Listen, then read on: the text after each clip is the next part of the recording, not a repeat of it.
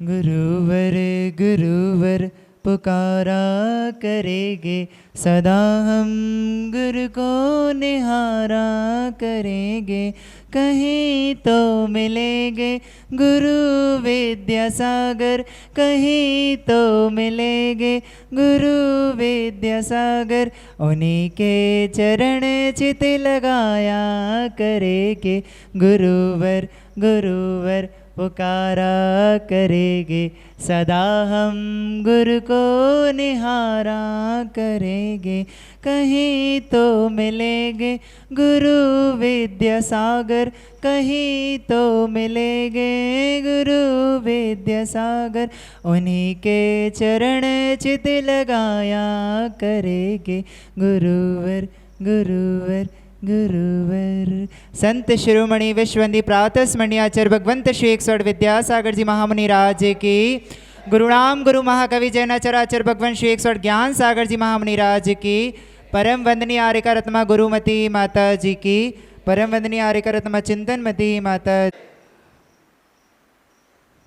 जैन धर्म की, उत्तम तप धर्म त्याग धर्म की, आचार्य भगवान विद्यासागर महाराज की, आचार्य भगवान की परम शिष्या आरका माँ 105 चिंतनमती माता जी की, आरका माँ द्रौपदी माता जी की, मोक्ष मार्ग नेताराम भित्ताराम कर्म भूताम ज्ञाताराम विस्तत्व नाम वंदे तद्गुण लद्धई।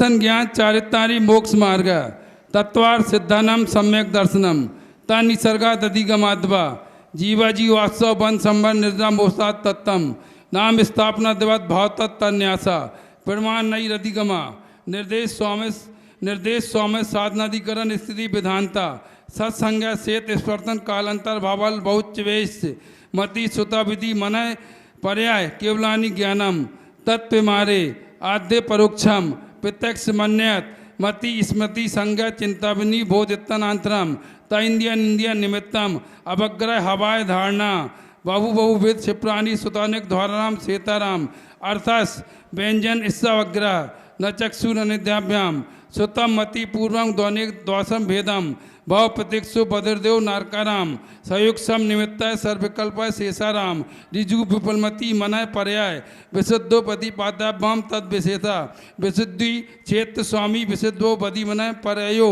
मति सुत्यो निबंधो दब्बेश बसर पर्यायसु रूपेश बवदे तदनंत भागे मनय पर्यास सर्वद्रव्य पर्यासु केवलस एकादीनी भाज्यानि युगपदे कस्मिन्ना चतुर्भ्या मति सुत्या बधवो विपर्यास सदस्तो रवि शेषाद एकदसो लब्धे रुन्मद्वत नेगम संग्रह विहार रजुसूत सब समधि रूढ़े बम्भूताय नमः इति तत्वार सूत्रे मोक्षाते प्रथम अध्याय। आचार्य भगवान विद्यासागर महाराज की जय, मुनि 108 समासागर महाराज की जय। रत्नत्रय का वर्णन करके सप्त तत्व का बोध दिया, कारण उत्पत्ति को भी जिनने इसमें शोध लिया। उमा स्वामी मुनिवर की रचना क्रोध रिपु का शमन करे, क्षमा धर्म धारण हो स्वामी मन वच तन से नमन करें। ओम ह्रीं श्री उमा स्वामी जी कृतत्वा सूत्रेभ्यो प्रथमोध्याय अर्घ्यम निर्वापामीति। द्वितीय अध्याय औपशमिक छायकौ भावो मिश्रस्य जीवस्य स्वतंत्र मौदिक पारिणामिकौ च द्विनवाष्टादशैक विंशति त्रिभेदा यथाक्रमं सम्यक्त चारित्रे ज्ञान दर्शन दान लाभ भोगो भोग वीर्याणि च ज्ञान दर्शन लब्ध्यश्चतुस्त्रि पंचभेदा सम्यक्त चारित्र संयमाश्च गति कषायलिंग मिथ्या दर्शना ज्ञाना संयता सिद्धलेश्यास चतुस्त्रयैकैक षड्भेदा जीव भव्या भव्यत्वानि च उपयोगो लक्षणम सा द्विविधोष्ट चतुर्वेदा संसारिणो मुक्ताश्च शमनस्कः मनस्कः संसारिणो मुक्ताश शमनस्कः मनस्कः संसारिणस्त्रसस्थावरः पृथिव्यप्तेजु वायु वनस्पतयः स्थावरः द्विन्द्रियादयात्रसः पंचेन्द्रियाणि द्विविधानि निवृत्त्युपकरणे द्रव्येन्द्रियं लब्धुपयोगौ भावेन्द्रियं स्पर्श रसन घ्राण चक्षु श्रोत्राणि स्पर्श रस गंध वर्ण शब्दास्तदर्थः श्रुतमनिन्द्रियस्य वनस्पत्यंता नामेकं क्रमी पिपीलिका भ्रमर मनुष्यादीना मेकैक वृद्धानि संगिनः शमनस्कः विग्रहगतौ कर्मयोगः अनुश्रेणी गति अविग्रह जीवस्य विग्रहवती च संसारिणः प्राक् चतुर्भ्यः एक शम्या विग्रह एकम द्वौ त्रीन् वानाहारकः सम्मूर्छन गर्भोपाद जन्म सच्चित्त शीत संवृतः सेतरा मिश्राश्चैकस्तद्योन्यः जरायु जांडच पोतानां गर्भः देवनारकाणां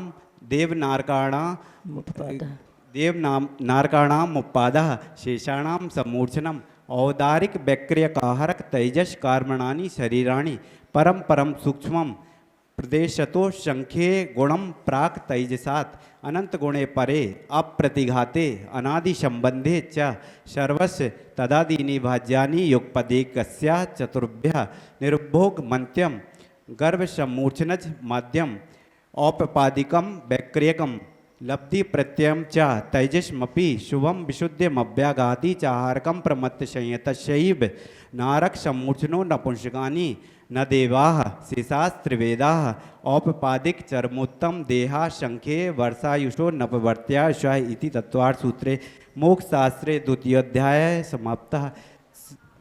आचार्य गुरुवर विद्यासागर जी महाराज की जय। मुनि श्री प्रमाण सागर जी महाराज की जय। माँ चिंतनमती माता जी की जय। कारिका संघ की जय।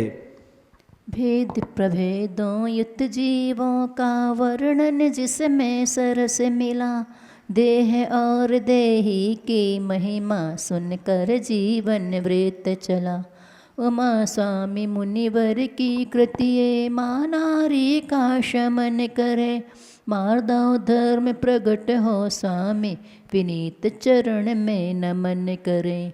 ओम ह्रीं श्री उमा स्वामी जी कृतत्वा सूत्रे द्वितीय अध्याय निर्वापामेति।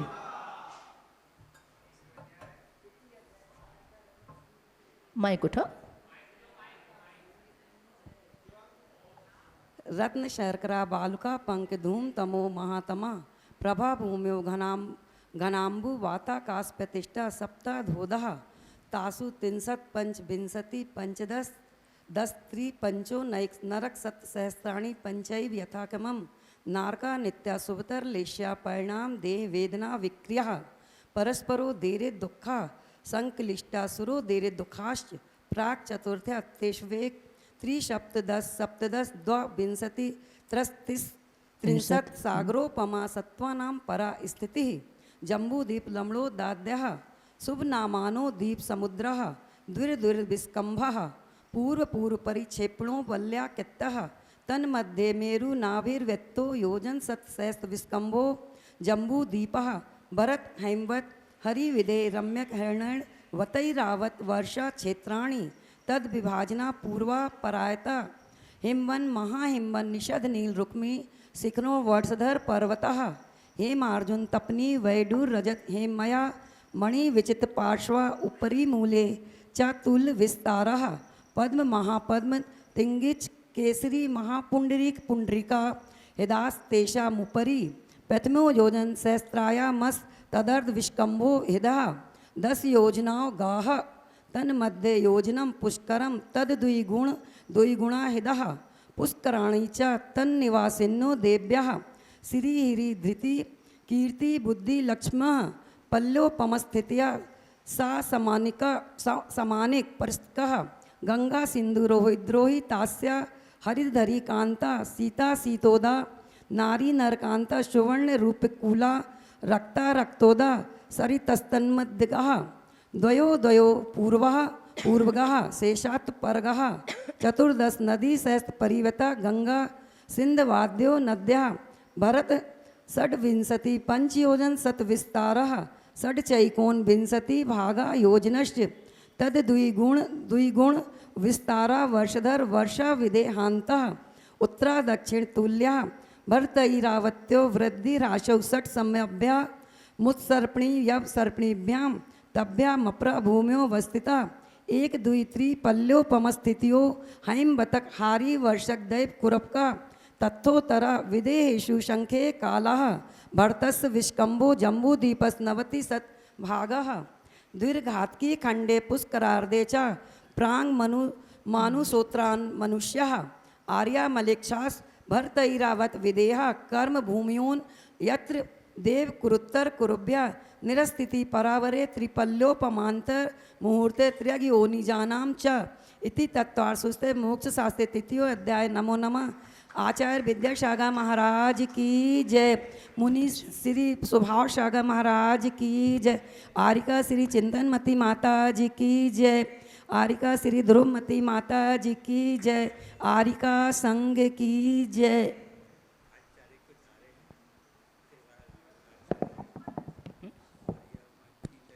से आशीर्वाद ले रहे हैं और उनको पधारने के लिए बहुत बहुत धन्यवाद। आपको धन्यवाद मिल गया।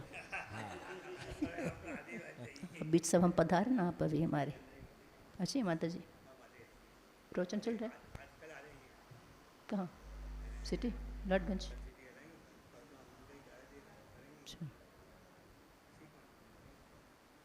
वंदन क्या था ना माता जी को, भगवान जी को नमस्तु। उसमें कहाँ लिखा है? अधः मध्य लोकों का चित्रण चित्त चेतन में जमा दिए, कहाँ पे किसको कितना रहना आयु सबकी बता दिए।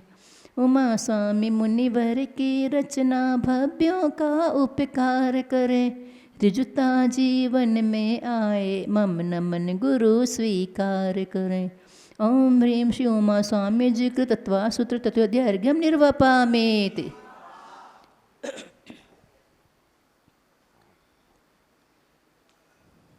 चतुर्थो अध्याय। देवास चतुर्णिकाया आदितस्तिषु पितांत। माइक पकड़ो सही।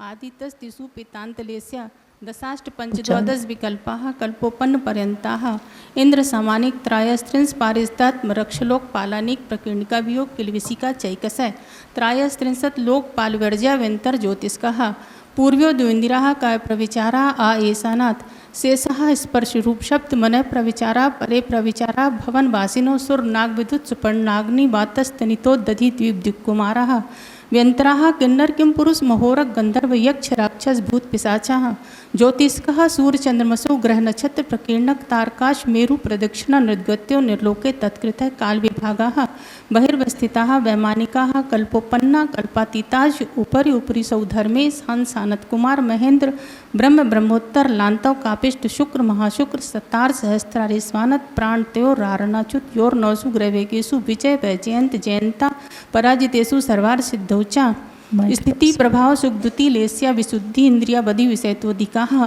गति शरीर परिग्रह विमानतो हीना पीत पद्म शुक्ल लेस्या द्वित्रिशेषेषु प्राग्रहकेभ्यः कल्पाः ब्रह्मलोकालयाः लोकान्तिकाः सारस्वतदित्य वहन रुण गर्त तोयत्वस्थिता व्याबाधा रिष्टाच विजयादिषु द्विचर्माः औपादिक मनुष्येभ्यः शेषस्त्रियज्ञो नया स्थितिरसुर नाग सुपर्णदीप शेषाणां सागरोपम त्रिपल्लोक मार्धीन्मिताः सौधर्मे सान्यो सानत कुमार महेंद्र सप्तत्री सप्त नवैकादश त्रयोदश पंचदश भिर्दिकानि तु आरणाच्युता दूर्ध में के नवसु ग्रवेकेशु विजयादिषु सर्वार सिद्धौचा स्थिति प्रभाव सुगति लेस्या विशुद्धि इंद्रिया वदि विषयत्वधिकाः गति शरीर परिग्रह विमानतो हीना पीत पद्म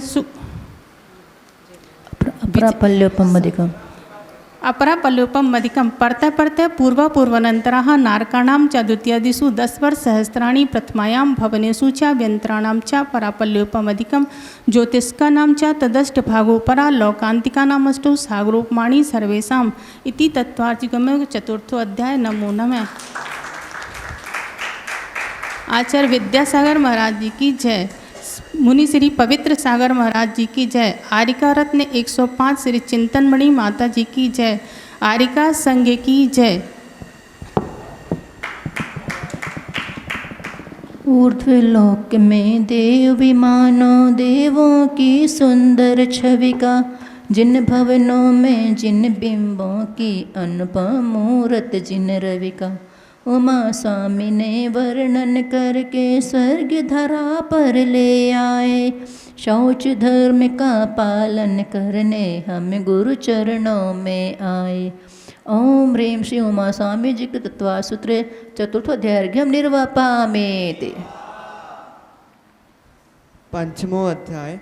अजीवकाया धर्माकाश पुद्गला द्रव्याणि जीवाश्च नित्यवस्थितान्य रूपाणि रूपेण पुद्गला आकाशादेक द्रव्याणि निष्क्रियाणि च असंख्यै प्रदेशा धर्मैक जीवानाम् आकाशस्यानन्तः संख्ययाश्च पुद्गलानां नाडो लोकाकाशेवग धर्माधर्म्यो कृच्छने एक प्रदेशादिषु भाज्या पुद्गलानाम् असंख्यै भागादिषु जीवानां प्रदेशहार विसर्पाभ्यं प्रदीपवत् गतिस्थितिः पग्रहो धर्माधर्मयो रूपकारा आकाशस्यावग शरीर वांग मन प्राणापाना पुद्गलानां सुख दुख जीवित मरणो ग्रहाश्च परस्परोपग्रहो जीवानां वर्तना परिणाम क्रिया परत्वे च कालस्य स्पर्श रस गंध वर्णवंता पुद्गला शब्द बंध सूक्ष्म स्थौल संस्थान भेद तमस छाया तपोद्योत वंतश्च अर्णवस्कंधाश्च भेद संगातेभ्य उत्पद्यन्ते भेदादणु भेद संगाताभ्यां चाक्षुषा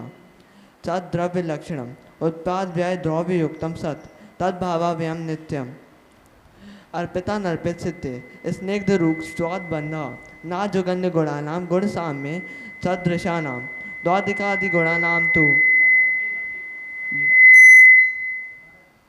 बंधे दिकौ परिणामी कौच गुण पर्यय वद द्रव्यम कालश्च सोनंत समय द्रव्यश्या निर्गुणा गुणा तद्भावा परिणाम इति तत्वासूत मोक्ष शास्त्रे पंचमो अध्याय। नमो नमः। आचार्य श्री विद्यासागर जी महामुनि राज की जय। मुनि श्री उत्तम सागर जी महामुनि राज की जय। अजीब द्रव्य का भेद बताया, रूपी अरूपी पहचाना, जीव कर्म किस विधि बंधते हैं यह भी मुनिवर से जाना। उमा स्वामी मुनिवर ने भवि को विधि बंधन को समझाए, यथाख्यात संयम को पाने हमने गुरु की शरणा ली। ओम ह्रीं श्री उमा स्वामी जी तत्वासूत्रे पंचमोऽध्यायर्घ्यं निर्वापामेति।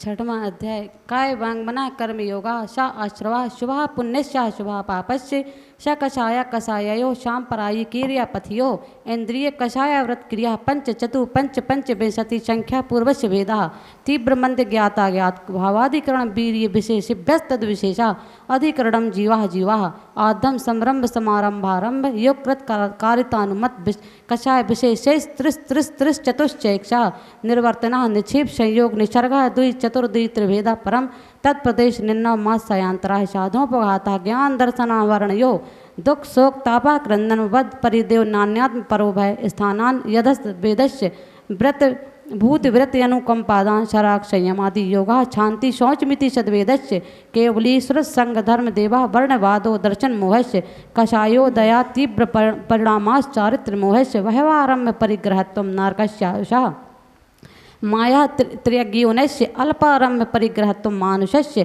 शुभा मार्दम च नशील व्रतत्वं च सर्वेषां सराग संयमा काम निर्जरा बाल तपांसी देवस्य सम्यक्त्वं च योग वक्रता विसंवादं च शुभस्य नाम्ना तद्विपरीतं शुभस्य दर्शन विशुद्धिर विनय संपन्नता शील व्रतेषु वनति चारो भीक्षण ज्ञानोपयोग संवेगौ शक्ति तस्त्याग तपसी साधु समाधि वैयावृत्ति करण महरदाचार्य बहुश्रुत प्रवचन भक्ति रावश्यक अपरिहाणी मार्ग प्रभावना प्रवचन वत्सलत्मिति तीर्थ करत्वस्य प्राथम निंदा प्रशंसे सदस्य गुणोच्छाद नोद भावने च निर्चस्य गोत्रस्य तद्विपर्यो निर्चस्य व्रत नुत्सेकौ चोत्रस्य विघ्नकरण मंत्रायस्य इति तत्वासूत्रे मोक्ष शास्त्रे षष्ठो अध्याय। नमो नमः। आचार्य श्री 108 विद्यासागर जी महाराज की जय। मुनि श्री 108 विनीत सागर जी महाराज की जय। आर्य के 105 चिंतनमती माता जी की जय। समस्त आर्य का संघ की जय।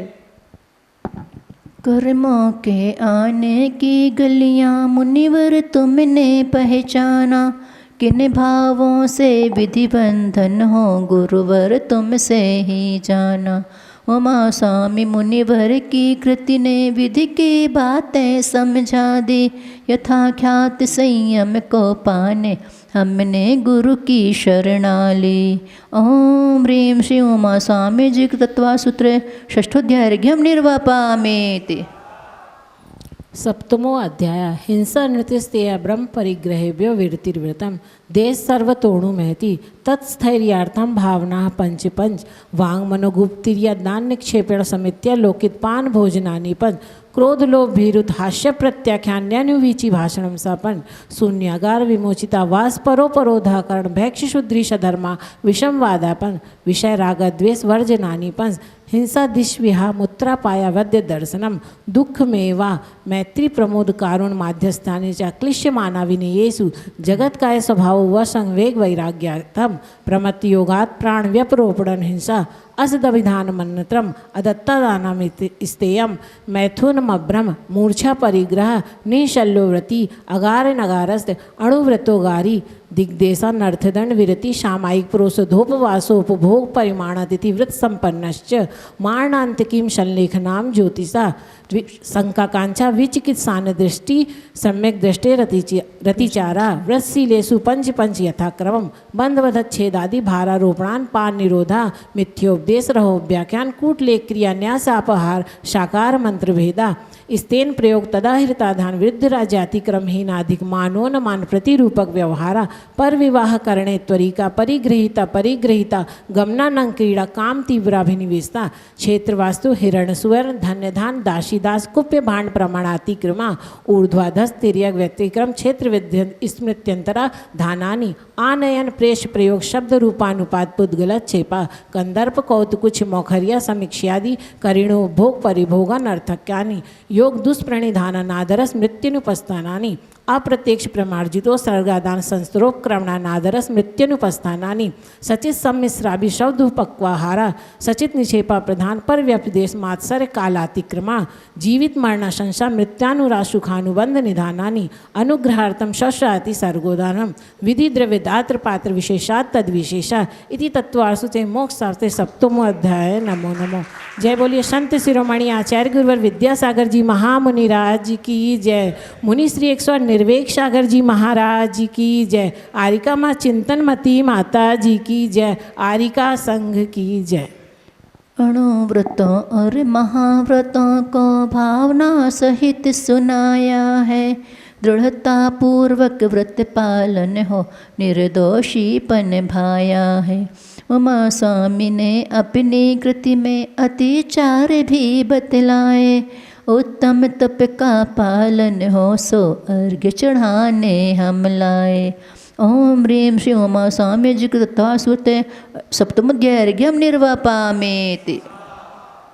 अष्टमो अध्याय है मिथ्या दर्शन विरति प्रमाद कषाय योगा बंध हेत्वा स कषायत्व जीवा कर्मणो योग्यान पुद्गला न दत्ते स बंधः प्रकृति स्तनुभव प्रदेशास्तद्विद्या आधो ज्ञान दर्शना वरण वेदनी मोहिनी आयुर नाम गोतांत्रः पंच नव द्रष्टा विंशतिर चतुर्दिव चत्वारिंशत् दिव्य पंचवेदा यथा क्रमम मति श्रुता वृद्धि मनः पर्याः केवला नाम चक्षुरचक्षुरवधि केवला निद्रा निद्रा प्रचला प्रचला प्रचला स्त्यान गृध्यश्च सा दशद वेदे दर्शन चारित मोहिनी या कषाय कषाय वेदनी याख्या स्त्री दिवनौ षोडश भेदा सम्यक्त मिथ्यात् तदुभ्यान कषाय कषायु हास्य रति शोक भय जुगुप्सा स्त्री पुण्य नपुंसक वेदा अनंतानुबंध प्रत्याख्यान संजलन विकल्पास चैक्षा क्रोध मान माया लोभा नारक त्रिज्ञान मानुष देवानी गति चाति शरीरांगोपांग निर्माण बंधन संघात संस्थान सहनन स्पर्श रस गंध वर्णाणु पूर्व गुरु लघुघात परघात पोधोच्छ्वास विहायो गत्या प्रत्येक शरीर शुभग सुस्वर शुभ सूक्ष्म पर्याप्ति स्त्रा देय कीर्ति सेतराणी तीर्थ करत्वम उच्चै नीचस्य दान लाभ भोगोपभोग वीर्याणाम आदितस्तिषणा मंत्रायश्च त्रिंशत् सागरोपम कोटि कोट्यः परा स्थिति सप्ततिर्मोहिनीयस् विंशतिर्नाम गोत्रोत्रयस् त्रिंशत् सागरोपमाण्यायुषः अपरा द्वादश मुहूर्ता वेदनीयस नाम गोत्रो रष्टौ शेषाणां मंत्र मुहूर्ता विपाको अनुभव स यथानाम तथस्य निर्जरः नाम प्रत्यय सर्वतो योग विशेषात् सूक्ष्म क्षेत्रावगाय स्थितः सर्वात्म प्रदेशेषु नन्तानंत प्रदेशः सद्वेषु शुभायुर नाम गोत्राणि पुण्यम अतोन्नत पापम इति तत्वार्सूत मोक्षशास्त्रे 8वां अध्याय। नमो नमः। आचार्य श्री विद्यासागर महाराज जी की जय। मुनि श्री निर्णय सागर जी महाराज जी की जय। बंदिनी आर्का 105 चिंतनमती माता जी की जय। आर्का संघ की जय। जीव साथ में कर्म कौन से आकर कब तक रह सकते, कितने स्थिति किन कर्मों की आगम से सब कह सकते। उमा स्वामी गुरुवर ने हमको आत्महित की बात कही, सर्व त्याग तुम आत्म ध्याओ यही त्याग की राह सही। ओम ह्रीं श्री उमा स्वामी जी कृत तत्वासूत्रे 8मोऽध्याय अर्घ्यम निर्वापामेत। आश्रव निरोधा शंभरः शागुप्ति शमिति धर्मानुप्रेक्षा परिचय चारित्रे तपसा निजरज सम्यक योग निग्रहो गुप्ति ईरिया भाषाइष्णादान निक्षेपो सर्गा शमित्यः उत्तम क्षमा मार्दवार्जव शौ सत्य संयम तपस्त्याग किंचन ब्रह्मचर्याणि धर्मः अनित्यसरण संसारिकत्व अनित्य सुच्याश्रव शंभर निर्जर लोक बोधि दुर्लभ धर्म स्वाख्या तत्वानुचिंतन मनुप्रेक्षा मार्गच्युवन निर्जरार्थम परिशोढभ्य परिशः क्षुत पिपासा तीतोर्नदंशमशक नान्यरति स्त्रीचर्य निषद्य शय्य क्रोश व त्याजना लाभ लोक तृण स्पर्श मल सत्कार पुरस्कार प्रज्ञा ज्ञान दर्शनानि सूक्ष्म शांपराय छद्मस्त वीतराग यो चतुर्दश एकादश जने वाद सांपराय शर्वे ज्ञानवर्णे प्रज्ञा ज्ञाने दर्शन मोहांतरायो दर्शना लाभो चारित्र मोहे नाग्नरति स्त्री निषद्या क्रोच याचना सत्कार पुरस्काराः वेदनीय शेषा एकादयो भाज्य एक पदे कस्मिन्नई कौन विंशते सामायिक छेदोपस्थापना परिहार विशुद्धि सूक्ष्म सांपरा यथाख्यात्मिति चारित्तम अंशनाव मौदर्य वृत्ति परिसंख्या रस परित्याग विविध शयशन काय क्लेशा वाह्यम तपः प्राश्चित बनायो वैयवृत्ति स्वाध्याय विसर्ग ध्यानचित्रम नव चतुर्दश पंचद्विभेद यथाक्रम प्राग ध्यानात् आलोचना प्रतिक्रमण तदुभय विवेक विसर्ग तपस्या परिहारोपस्थापना ज्ञान दर्शन चारित्रोपचार आचार्योपाध्याय तपस्वी शैक्षिक्लान गण कुलशंग साधु मनोज्ञानाम वाचना प्रक्षनानो प्रेक्षामनाय धर्मोपदेश वाह्यभ्यंतरो पद्यो उत्तम सैनन सैकाग्र चिंता निरोधो ध्यान मांतर मुहूर्तार्थ आर्तिरोध धर्म शुक्लानि परे मोक्ष हेतु आर्तमा मनोज्ञ संप्रयोगे तद विप्रयोग स्मृति शमन बाहारः विपरीतम मनोज्ञ वेदनायाश निदानाम च तविरद्देश प्रवृत्त संहितानां हिंसनितस्य विशेष संरक्षणेभ्यो रौद्रमाविरत देश वीरतयो आज्ञापाय बाग संस्थान विषय धर्म्यम शुक्लेशाद्य पूर्विलः परे केवलिनः पृथक्त्वैकत्व वितर्क सूक्ष्म क्रिया प्रतिपाति विपृतक क्रिया निवर्तिनी त्रयोकाय योगानाम एकाश्रय वितर्क विचारे पूर्वे अविचारम द्वितीयम् वितर्कः श्रुतं विचारोर्थ व्यंजन युग संक्रांति सम्यक दृष्टि शावक वृत्तानंत वियोजक दर्शन मोह छपकूप समकूप शांत मोह छपक क्षीण मोजना क्रमशो शंखे गुण निर्जरः पुलाक बकुश कुशी निर्ग्रंथ स्नातकः निर्ग्रंथः शैम श्रुत प्रतिषेवना तीर्थ लिंग लेशुपादस्थान विकल्पतः साध्या इति तत्त्वसूत्रे मोक्षशास्त्रे 9वां अध्याय। नमो नमः। बोले परम पूज्य 108 आचार्य विद्यासागर जी महाराज जी की जय। परम पूज्य 105 प्रबुद्ध सागर जी महाराज जी की। आरिका माँ चिंतनमती माता जी की। वंदिनी आरिका संघ की। चिर संचित कर्मों की कणियाँ किस तप से झड़ जाते हैं, शुक्ल ध्यान की अग्नि जलकर कर्मों से लड़ जाती है। उमा स्वामी गुरु ने कृति रच कर हम सब पर उपकार किए, उभय संग तज बनो अकिंचन उत्तम भाव ये धार लिए। ओम ह्रीं श्री उमा स्वामी जी तत्वासूत्रे 9मोऽध्याय अर्घ्यम निर्वापामेति। 10वां अध्याय। मोहक्ष अज्ञान दर्शन वर्णंतराय च्याच केवलम बंध हेतु भाव निर्जराभ्याम कृष्ण कर्म विप्रोमोक्षो मोक्ष औपसमिकादि भव्यत्वानांच अन्यत्र केवल सम्यत्व ज्ञान दर्शन सिद्धतेभ्य तदनंतर मूदम गच्छत्य लोकांतात् पूर्व प्रयोगद असंगत्वात् बंधच्छेदात् तथा गति परिणामाच अविद्य कुलाल चक्रवद व्यपगत लेपा लांबू वदेरंद बीज वदग्नि शिखावाच धर्मास्थित काया भवात क्षेत्र काल गति लिंग तीर चारित प्रत्येक बुद्ध बौद्धित ज्ञानावगनांतर संख्याल्प भौतवतः साध्या इति तत्वार सूत्र मोक्ष शास्त्रे 10वां अध्याय। नमो नमः। आचार्य श्री विद्यासागर जी महामुनि राज की जय। मुनि श्री प्रवचन सागर जी महाराज की जय। शाश्वत सुख को पाने के गुरु साधन तुमने सिखलाए, रत्न त्रय तप ध्यान ब्रह्म में रमण आपने बतलाए। उमा स्वामी मुनिवर की कृति सुन रत्न त्रय को धारेंगे, मोक्ष तत्व को पाकर अब हम शाश्वत मुक्ति पावेंगे। ओम ह्रीं उमा स्वामी तत्वा सूत्रे 10वां अध्याय अर्घ्यम निर्वापामेति।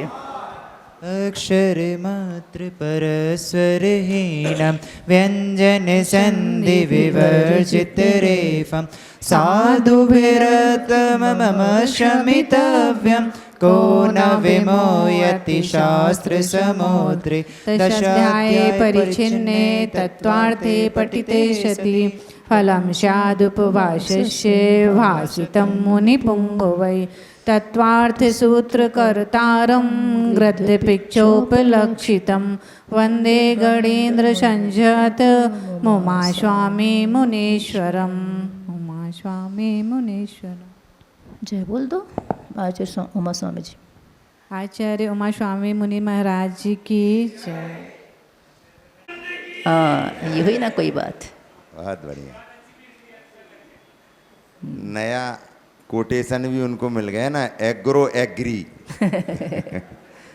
बढ़िया। पूज्य आरिका माँ से आग्रह करते हैं आज के 8वें अध्याय के काउंसर कर लिया आप लोगों ने अर्थ के लिए सभी लोग अपने दोनों हाथों को जोड़कर बंदावी माता जी, बंदावी बंदावी।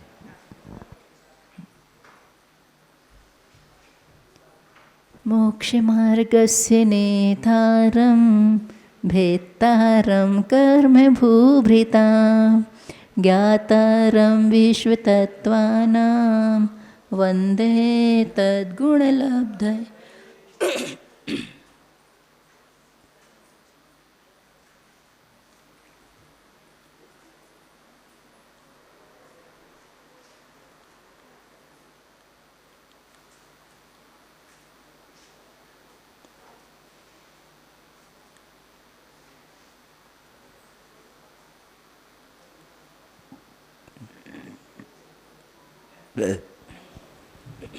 पाठ करने वालों की यदि अनुकूलता रहे तो कम से कम उस दिन तो बैठना चाहिए जिस दिन वो पाठ करते हैं। यदि वो कोई बहुत दिक्कत या काम नहीं हो तो, काम हो बहुत ज़रूरी तो चले जाएं। परम पूज्य पंच परमेष्ठी भगवंतों की, मूल नर्ष चिंतामणि पार्श्वनाथ भगवान की, श्री महावीर भगवान की, सन्माद विभाग का परोपकारी परम पूज्य आचार्य भगवान श्री विद्यासागर जी महामुनिराज की, 3 कम 9 कोटि राजों की, गुरु नाम गुरु से ज्ञान सागर जी महामुनिराज की, वंदनीय आर्का श्री गुरुमती माता जी की, उत्तम त्याग धर्म की, वंदनीय आर्का रत्मा चिंतनमती माता जी की, समस्त आर्का संघ की। अजीव तत्व में कल 6वें और 7वें अध्याय में हमने आश्रव और 7वें अध्याय में शुभाश्रव के बारे में पढ़ा। अब यदि कोई आता है तो ठहरता कब तक है, यानी कर्मों के आने के बाद आत्म प्रदेशों से एकमिक संबंध हो जाने को कहते हैं बंध। वो बंध तत्व का वर्णन करने वाला आज का 8वां अध्याय है। किन किन कारणों से कर्म बंधते हैं, किन भावों से आते हैं, आकर कब तक बंधते हैं और बंध कर रहने की स्थिति उनकी कब तक की रहती है, यह सब वर्णन करने वाला 8वां अध्याय है। मिथ्या दर्शना विरति प्रमाद कषाय योगा बंध हेतवः। मिथ्या दर्शन, अविरति, प्रमाद, कषाय और योग, ये 5 बंध के हेतु अर्थात कारण है। मिथ्या दर्शन का मतलब 7 तत्वों में अश्रद्धान होना या कुछ तत्वों में श्रद्धान या 7 तत्वों का विपरीत श्रद्धान का नाम मिथ्या दर्शन कहलाता है। और मिथ्या तो भी 5 प्रकार का पढ़ते ना आप लोग आलोचना पाठ में, विपरीत, एकांत, विनय के, संशय, अज्ञान, कुनय के 5 प्रकार का मिथ्यात्व होता है। अथवा गृहीत और अगृहीत के भेद से भी मिथ्यात्व 5 प्रकार का होता है। अविरति 12 प्रकार की, यानी पापों से विरति नहीं होने का नाम ही अविरति कहलाता है। 5 पाप से जो विरक्त हो जाता है वह व्रति बन जाता है, लेकिन 5 पापों से अवृत्ति यानी 6 काहे जीवों की रक्षा नहीं और 5 इंद्रिय और मन का वश में नहीं होना, ये 12 प्रकार की अविरतियाँ कहलाती हैं। षटकाय जीव मतलब 5 स्थावर रिक्तरस, इन 6 जीवों की रक्षा नहीं करना और अपने मन और 5 इंद्रिय इन 6 को बस में नहीं रखना, ये 12 प्रकार की अविरति कहलाती हैं। और इन 12 प्रकार की अविरतियों के द्वारा ही निरंतर कर्मों का आश्रय होता रहता है। उस आश्रय से बचने के लिए इनसे विरक्त होना होता है। प्रमाद अर्थात कुशलेषु अनादर प्रमाद है।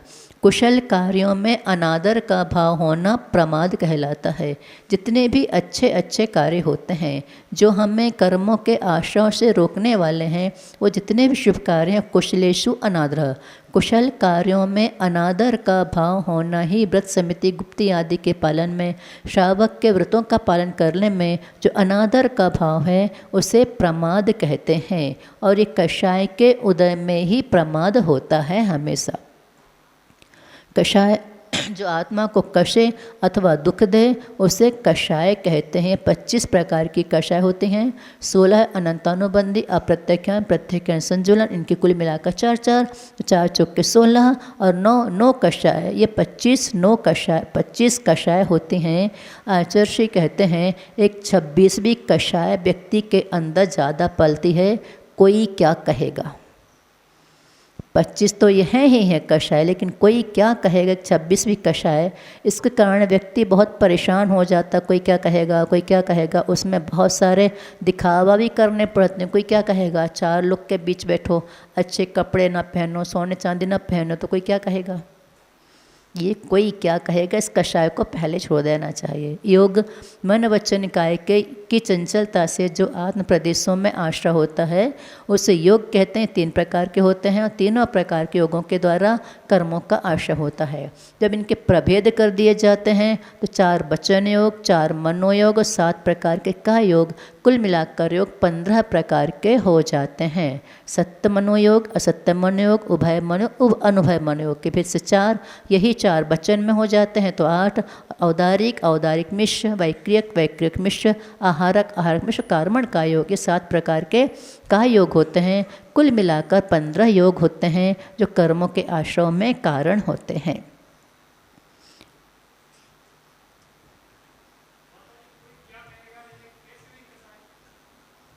इस मान कषाय को पुष्ट करने वाली होती है। कोई क्या कहेगा, कोई क्या कहेगा, ज़्यादा धर्म कर लें कोई क्या कहेगा। अपन तो सोचते ही हैं कोई क्या, धर्म तो अच्छा करो, लेकिन करने वाले ज़्यादा टोकने वाले हो जाते हैं ना। कोई क्या कहेगा, अच्छे अच्छे कपड़े पहन कर नहीं गए तो कोई क्या कहेगा। सबके बीच में अब तो लोग 4 लोग होते ना, वो दुनिया के 4 लोग कब से चुन रहे हैं अपन, मिले आज तक नहीं वो 4 लोग हैं, लेकिन 4 लोग देखेंगे क्या कहेंगे। वो 4 लोग हैं कौन से, क्या पता वो अर्थी उठाने वाले 4 लोग होते हैं, कौन से होते हैं, पर 4 होते हैं कोई। वो दुनिया के 4 लोग को हर लोग खोजते हैं, लेकिन आज तक नहीं मिले 4 लोग हैं कौन। हाँ, लोग, बिल्कुल वो 4 लोग हमेशा पीछे लगे रहते हैं। बंध का लक्षण, स कषायत्वा जीव कर्मणो योग्यान पुद्गल न दत्ते स बंधः।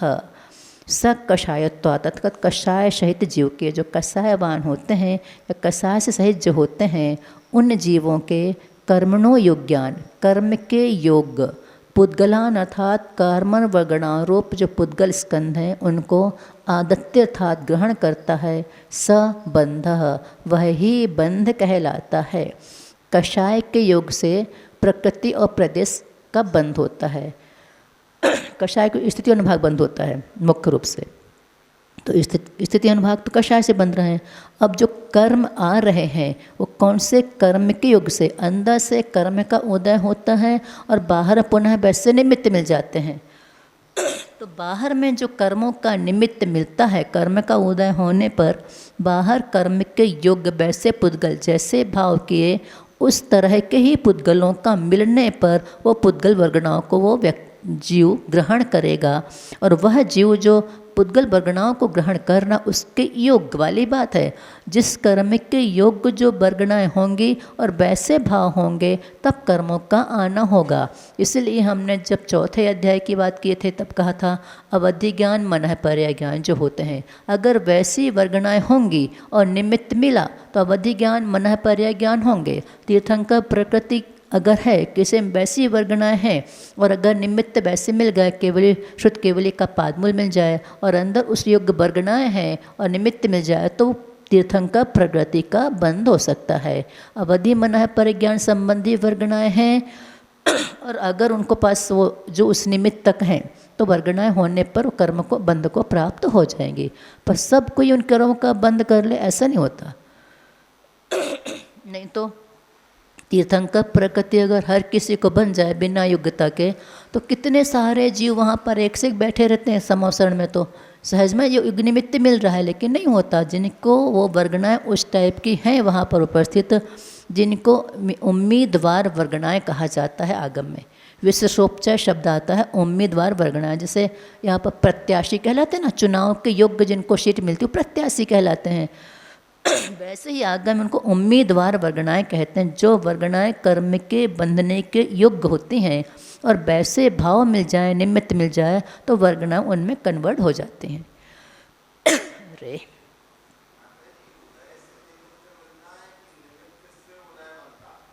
नहीं, जिस कर्म का उदय हुआ फिर से वैसे भाव बांध लिए। और जो नए नए हैं अगर वर्गणाएं, जैसे अवधि ज्ञान मनः परिज्ञान आहारक रिद्धि तीर्थंकर प्रकृति, ये विशेष हैं जो किसी निमित्त से होती हैं, उनके लिए वैसी वर्गणाओं का होना आवश्यक है।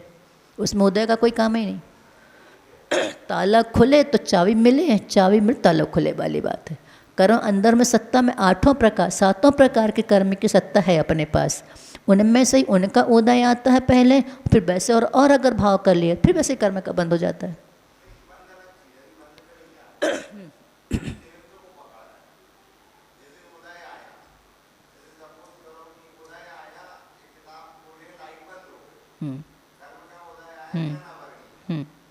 ठीक, हाँ उदय आए, इसलिए कर्म का उदय आने पर निमित्त वैसे मिल ही जाएंगे किसी न किसी प्रकार से। अंजना जी के जब 22 वर्ष पूरे हो गए थे, कर्म का उदय आया तो पवनंजय 22 वर्ष तक शकल नहीं देखे, युद्ध में जाते जाते लौट के आ गए क्योंकि बदनामी होनी थी। तीर्थंकर भगवान की मूर्ति को छुपाने का परिणाम 22 मिनट के लिए छुपाए तो उससे तो 22 वर्ष वियोग हुआ, लेकिन उत्तम जो तीर्थंकर भगवान थे उनको स्थानांतरण किया बुरे भाव के द्वारा, इसलिए उनको भी अपयश सहना पड़ा था। तो कर्म का उदय आया तो सब जगह एक सा कर्म का उदय था, घर भी गई मायके भी गई तो वहीं वैसा कर्म का उदय था, उन्हें नहीं रखा। कर्म का उदय आने पर निमित्त वैसे मिल जाते हैं, कोई भी बन जाएगा निमित्त उस समय।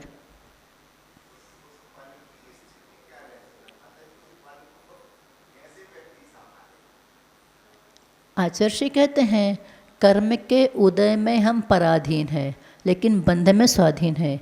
अगर हम विपाक विचय धर्म ध्यान करें तो नवीन जो कर्म बंद होने वाला है वो शुभ आशा हो जाएगा, उस निमित्त तक फिर से बुरा कर्म नहीं बंधेगा। अपने कर्म का उदय है ये सोच करके बैठ जाओ अगर, तो प्रतिकार करने का भाव आएगा ही नहीं। कर्म का उदय मान लेने पर कभी सामने वाले गलती नहीं दिखाई देती, क्योंकि हमारे ही कर्म का उदय, तो अपने कर्म को उदय तब करो। और अगर अपने कर्म के अलावा हम बाह्य को निमित्त मानते हैं, जैसे कुत्ता प्रहार पर टूटता है और शेर प्रहार करने वाले पर टूटता है। कुत्ता को पत्थर मारा जाए, लकड़ी मारी जाए तो उस लकड़ी पत्थर को पकड़ता है, और शेर कहाँ से प्रहार हुआ ये देखता है। तो वैसे ही जो सम्यक दृष्टि जीव होता है वो अपने कर्म के उदय का विचार करता है कि अंदर से कर्म उदय में आया, बाहर निमित्त क्या कर लेगा। ये है। तो कषायवान जीव के कर्मणः योग्यान, कर्म के योग्य पुद्गल कार्मण वर्गणारूप पुद्गल स्कंधों को आदत्य था ग्रहण करना ही बंध कहलाता है, उसे ही बंध कहते हैं, वही बंध है। लेकिन कर्म के योग, जैसा कर्म का योग, जिस कर्म के योग्य वर्गना है, मान लो ज्ञानावर्ण कर्म में अपन बंध विघ्न डाल रहे हैं किसी को, कोई पढ़ने बैठा है और हमें सोना है, हमने लाइट बंद कर दिए, पुस्तकें उठा के यहाँ वहाँ कर दिए, अथवा ज़ोर से टीवी चालू कर दिए, तो ये उनके ज्ञान में जो पढ़ना चाह रहे थे उनको विघ्न डाल देने से ज्ञानावर्ण संबंधी वर्गणाओं का आना होगा। लेकिन उस निमित्त से जो वर्गणाएं उनका बंटवारा फिर सब में होगा, ये होता है। अब बंध के भेद, प्रकृति स्थित्यनुभाग प्रदेशास्तद्विधयः। बंध के 4 भेद हैं, प्रकृति, स्थिति, अनुभाग और प्रदेश के भेद से तद विधि, तद अर्थात उन बंध के विधि अर्थात प्रकार हैं। कितने प्रकार हैं? प्रकृति बंध, स्थिति बंध, अनुभाग बंध और प्रदेश बंध के भेद से बंध के 4 प्रकार के होते हैं। इनमें सादी, अनादि, ध्रुव, अध्रुव भी होते हैं। ये बंध भी उनके भेद पाए जाते हैं। जघन्य, अजघन्य, उत्कृष्ट, अनुत्कृष्ट भी इनके भेद पाए जाते हैं। भेद करते जाओ तो सबके भेद ही भेद हैं ढेरों।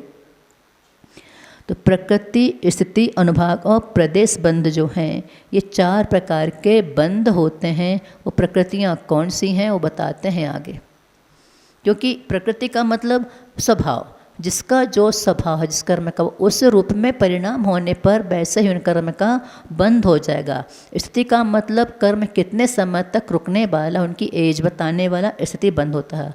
अनुभाग अर्थात फल देने की क्षमता, किस कर्म में कितने फल देने की क्षमता है ये बांधते हैं हम, है नहीं उसमें ऐसी बात नहीं है, उसमें है, वो हम खुद बांध रहे हैं। जैसे परिणाम करेंगे वैसी स्थिति और उतने ही अनुभाग का बंध उसमें होगा।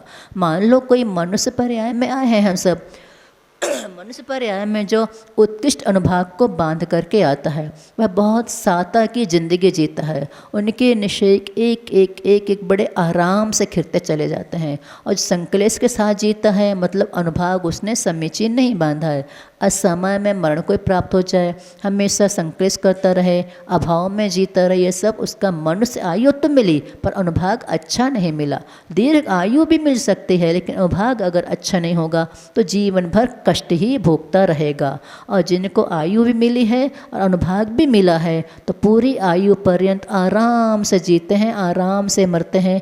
मरते समय भी किसी प्रकार की कोई वेदना नहीं होती और ना कोई रोग ना कोई बीमारी। साता से खाओ पियो, साता से दान करो, सब प्रकार के सुखों का अनुभव करते हुए जो जीवन जीते तो मनुष्य आयु का अनुभाग उनका प्रशस्त बंधा था, इसलिए वो शांति के साथ जीते हैं। अनुभाग सब कर्मों का अपना अपना अनुभाग होता है। प्रदेश अर्थात वर्गणा, जो पौद्गलिक वर्गणा हैं वो कितने किस निमित्त से कैसे बनते हैं ये सब प्रदेश बंध कहलाता है। अब प्रकृति बंध के मूल भेद। आद्यो ज्ञान दर्शनावरण वेदनी मोहिनी यायुर्नाम गोत्रांतरायः।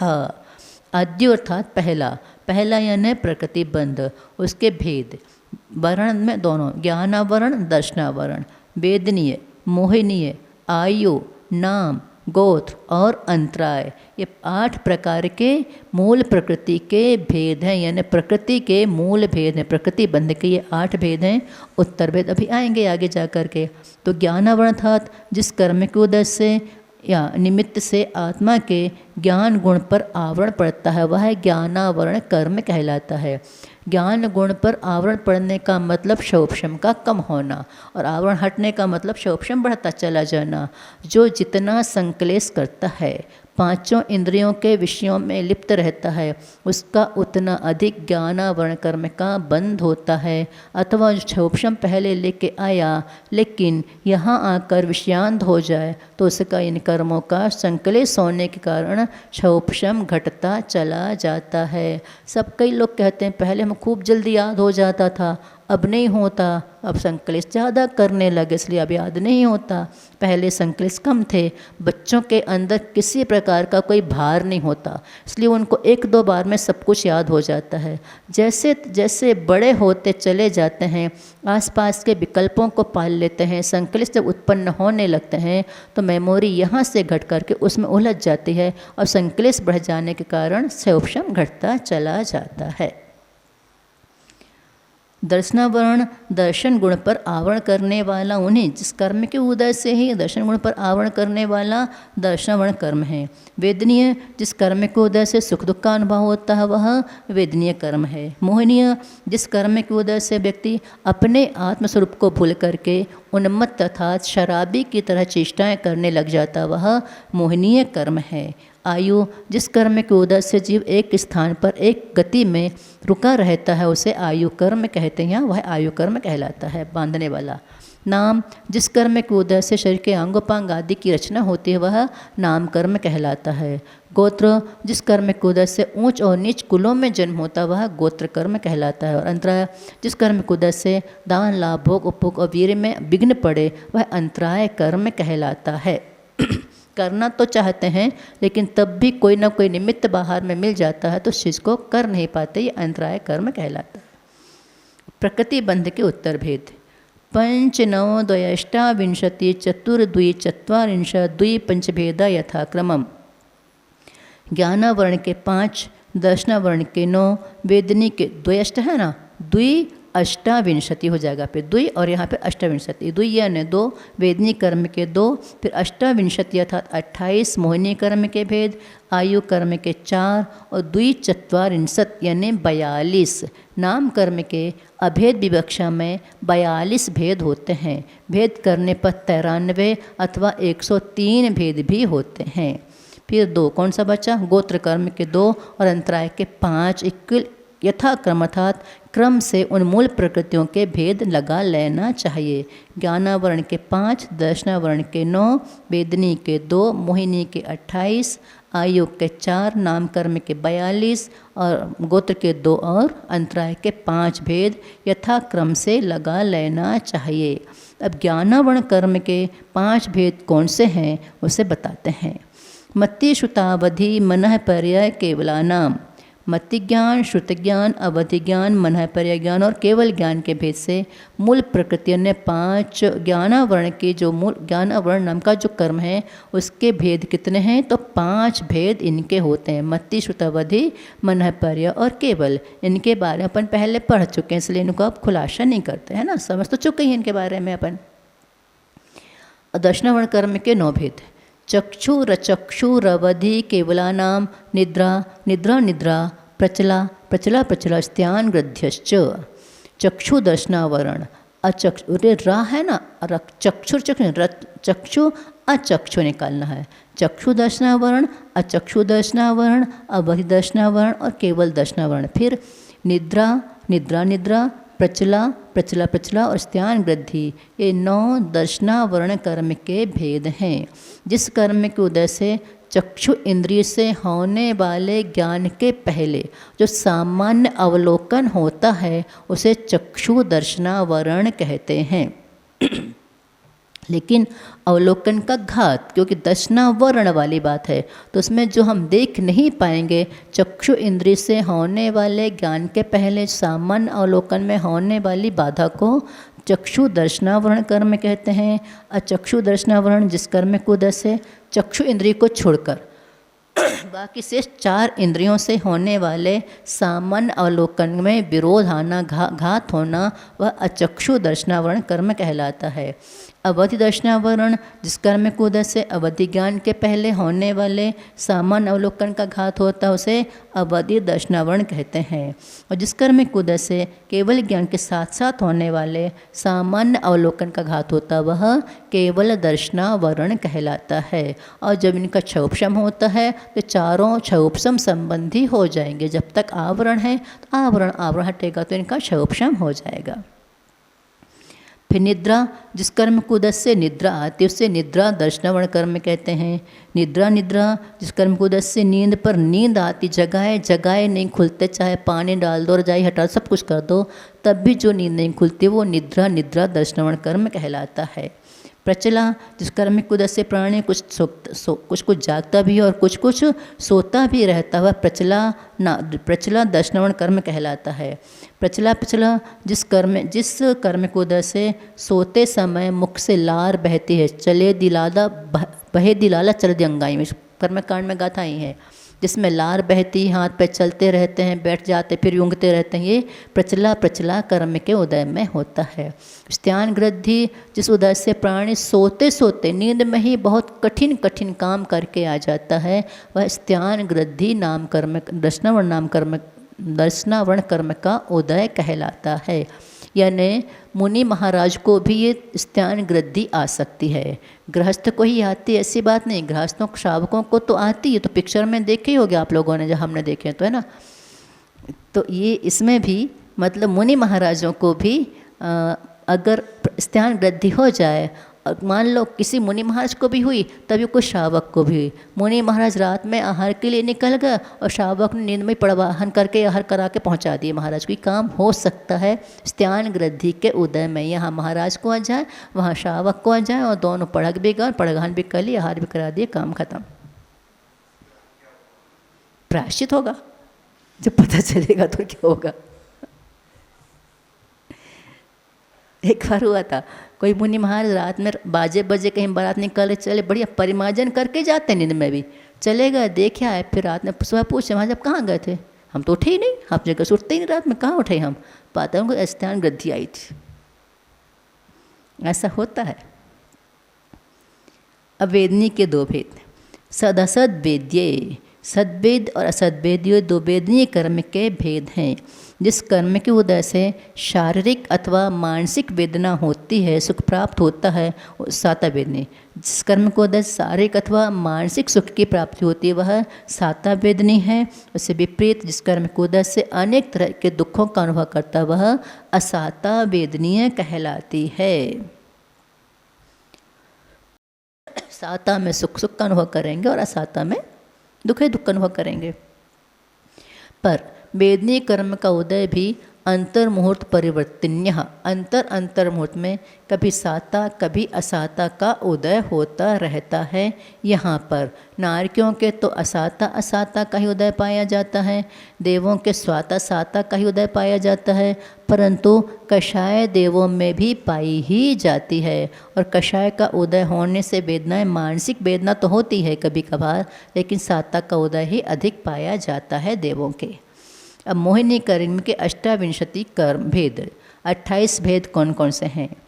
दर्शन, चारित्र, मोहिनिया, कषाय वेदनीयाख्यास, त्रिद्वि नव षोडश भेदः, सम्यक्त मिथ्यात्व, तदुभयान्, कषायौ, हास्य, रति, शोक, भय, जुगुप्सा, स्त्री पुण्य पुंसक वेदा, अनंतानुबंध्य प्रत्याख्यान, संज्वलन, विकल्पाश्चैक्षः, क्रोध, मान, माया, लोभः। मोहिनी कर्म के दो भेद, दर्शन मोहिनी और चारित्र मोहिनी के भेद से पहले मोहिनी कर्म के दो भेद हैं। कषाय वेदनीय क्या, उनके भी चारित्र मोहिनी के कषाय वेदनीय और अकषाय वेदनीय के भेद से दो भेद हो जाते हैं। त्रिद्वि नव षोडश भेद लगाए जाएंगे पूरे। दर्शन, चारित्र, मोहिनीय, कषाय वेदनीयाख्यास 3, हाँ, दर्शन मोहिनी के 3 भेद, मिथ्यात्व, सम्यक प्रकृति द्वारा नीचे षोडश भेद, सम्यक मिथ्यात्व दुभय सम्यक मिथ्यात्व 3 भेद। फिर चारित्र मोहिनी के कषाय वेदनीय और अकषाय वेदनीय, उनमें से कषाय वेदनीय के भेद कितने होते हैं? पहले 2 भेद, कषाय वेदनी अकषाय वेदनी, फिर अकषाय वेदनी के 9 भेद और इनके 16 भेद अर्थात 16 भेद होते हैं। अनंतानुबंध, अप्रत्याख्यान, प्रत्याख्यान, पहले ये हास्य, रति, अरति, शोक, भय, जुगुप्सा, स्त्री वेद, पुरुष वेद, नपुंसक वेद के भेद से अकषाय वेदनी के 9 भेद और कषाय वेदनी के 16 भेद अनंतानुबंधी, अप्रत्याख्यान, प्रत्याख्यान, संजुलन, यानी कि क्रोध, मान, माया, लोभ, इस प्रत्येक के अनंतानुबंधी क्रोध, मान, माया, लोभ, अप्रत्याख्यान क्रोध, मान, माया, लोभ, प्रत्याख्यान क्रोध, मान, माया, लोभ और संजुलन क्रोध, मान, माया, लोभ के भेद से ये 16 प्रकार इनके हो जाते हैं। दर्शन मोहिनी के पहले 3, चात्र मोहिनी के 2, कषाय वेदनी, अकषाय वेदनी, फिर अकषाय वेदनी के 9 भेद और कषाय वेदनी के 16 भेद की अपेक्षा से ये 28 मोहिनीय कर्म का परिवार है, 28 प्रकृतियों का। ये सब कर्मों का राजा है, क्योंकि आदेश देने वाला ही होता है, संसार में भ्रमाने वाला भी होता है और राजा होकर सबसे पहले मरता है, क्योंकि ये 10वें गुणस्थान में मर जाता है और बाकी कर्म आगे जाते हैं। है प्रबल, लेकिन जो इनसे प्रबल मिल जाते हैं शेर को सवा शेर, तो ये उनके बस में हो जाता है, उनके सिकंजों में फंस जाता है और पराजित होकर के आखिर चुपचाप बैठ जाता है या चला जाता, नष्ट ही हो जाता है। अब आयु कर्म के भेद, विस्तार पढ़ना हो तो आप लोग पढ़ लेना, लंबा चौड़ा विस्तार रहता है इन सबका और हम बता चुके पहले, इसलिए हम इनको विस्तार कर नहीं रहे, और पढ़ना हो तो पढ़ लेना। आयु कर्म के भेद, नारक, तैर, यज्ञोन, मानुष, दैवानी। आयु कर्म के 4 भेद। नरकायु, इनको गति नहीं लगाना, नरकायु, तिरंचायु, मनुष्यायु, देवायु के भेद से आयु कर्म के 4 भेद हैं। जिस कर्म को 10 प्राणी नारकी रूप पर्याय को प्राप्त होता है वह नरकायु है, जिस कर्म को 10 तिरंचायु को प्राप्त तिरंच रूप पर्याय को प्राप्त होता है वह तिरंचायु है, और जिस कर्म के उदय से यह जीव मनुष्य आयु रूप मनुष्य गति रूप परिणाम प्राप्त होता है मनुष्य आयु हो देवगति में कर्म का उदय। मतलब जैसा हम कर्म बांधेंगे, अच्छे परिणाम करेंगे तो ऊपर जाएंगे, बुरे करेंगे तो नीचे जाएंगे। तो नरक और तिर्यंच आर्त और रौद्र परिणाम का कारण है। जितना जितना कोई व्यक्ति आर्त ध्यान करता है वह तिर्यंच आयु के बंध का कारण होता है। रौद्र परिणाम करने वाला जीव नरक आयु को बांधता है। और मनुष्य और देव ये धर्म ध्यान के द्वारा मनुष्य आयु और देव आयु का बंध होता है। इसलिए हमेशा शुभ शुभ परिणाम करो ताकि मनुष्य अथवा देव आयु का बंध हो। देव गति के जीव मनुष्य आयु बांधेंगे, नारकी के सम्य दृष्टि मनुष्य आयु का बंध करेंगे। बाकी नारकी को तिरंच और मनुष्य की दोनों छूट है। मिथ्या दृष्टि देव और नारकी तिरंच और मनुष्य दोनों में जा सकते हैं, किंतु सम्यक दृष्टि देव नारकी नियम से मनुष्य पर्याय में ही आएंगे।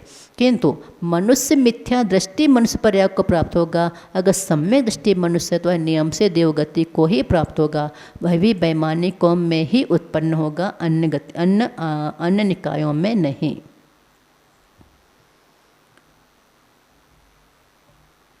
अब नाम कर्म के भेद हैं।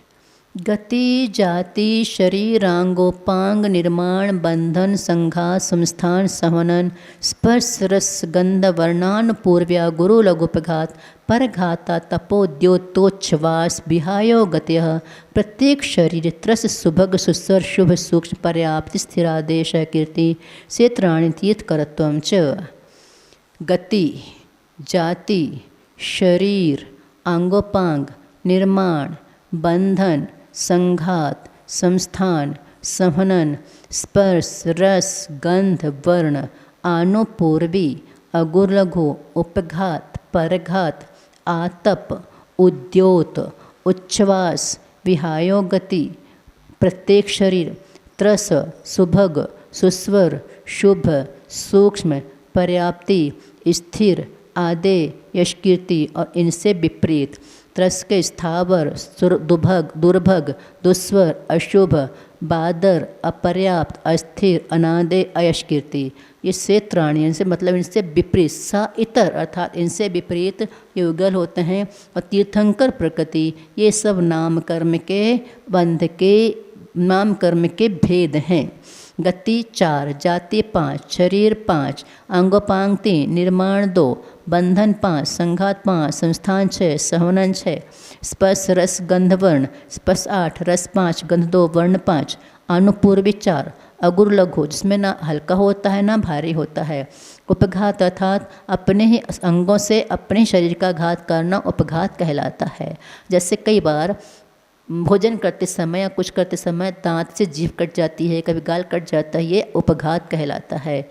पशुओं के अपने ही सींग से, हाँ कई बार अपने नाखून भी लग जाते हैं, जो बढ़ाते हैं ना नाखून वगैरह, तो उनके नाखून भी खुद को लग जाते हैं। या बच्चे छोटे छोटे जो बच्चे होते हैं वो खेलते तो उनके नाखून खुद को लग जाते हैं, ये उपघात कहलाता। अपने ही शरीर के अवयवों से अपना ही घात होना उपघात, और अपने शरीर से पर का शस्त्र आदि के द्वारा दूसरों का घात करना ये परघात कहलाता है। आतप अर्थात ऊष्मा, जो पृथ्वी जो सूर्य बिंब है पृथ्वी का एक, उसमें जो किरणें हैं उसका आतप नाम कर्म का उदय होता है। उद्योत चंद्रबिंब में उद्योत नाम कर्म का उदय होता है। किंतु आतप तो नियम से सिर्फ एक इंद्रिय पृथ्वी कायिक में ही पाया जाता है। आतप नाम कर्म का उदय एक इंद्रिय में पृथ्वी कायिक में, वह भी केवल सूर्य विमान में ही पाया जाता है। किंतु उद्योत नाम कर्म का उदय एक इंद्रिय में भी होता है, पंचेंद्रियों में भी होता है और विकलेंद्रियों में भी होता है, जुगनों में भी होता है, कोई कोई मछली में भी होता है, कोई कोई मेंढक में भी होता है। और धवला जी के अनुसार किन्हीं किन्हीं मुनिराजों के भी उद्योत नाम कर्म का उदय होता है, ऐसा भी आया है। विहायो गति, विहाय से नहीं होता आकाश, आकाश में गमन करना। तो आकाश में गमन करने वाले कौन? पक्षी, बस वही। और अपन सब कहाँ चलते हैं? फिर तो अपनी कोई गति नहीं होगी। अगर मुनि राजों को बस कह दें तो अपन कहाँ चल रहे हैं?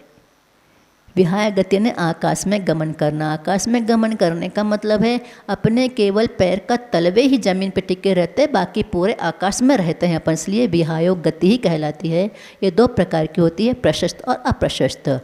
तो ऊँट की गति को अप्रशस्त कहते हैं, ऊँट की चाल को। बाकी हाथी बैल आदि की चाल प्रशस्त मानी जाती है। पशुओं की अपेक्षा मनुष्यों की सबकी प्रशस्त चाल ही मानी जाती है, देवों की प्रशस्त होती है। विहायो गति प्रत्येक शरीर, जिस शरीर का स्वामी एक ही जीव होता है वह प्रत्येक शरीर कहलाता है। त्रस, दो इंद्रिय आदि जीवों को त्रस जीव कहते हैं।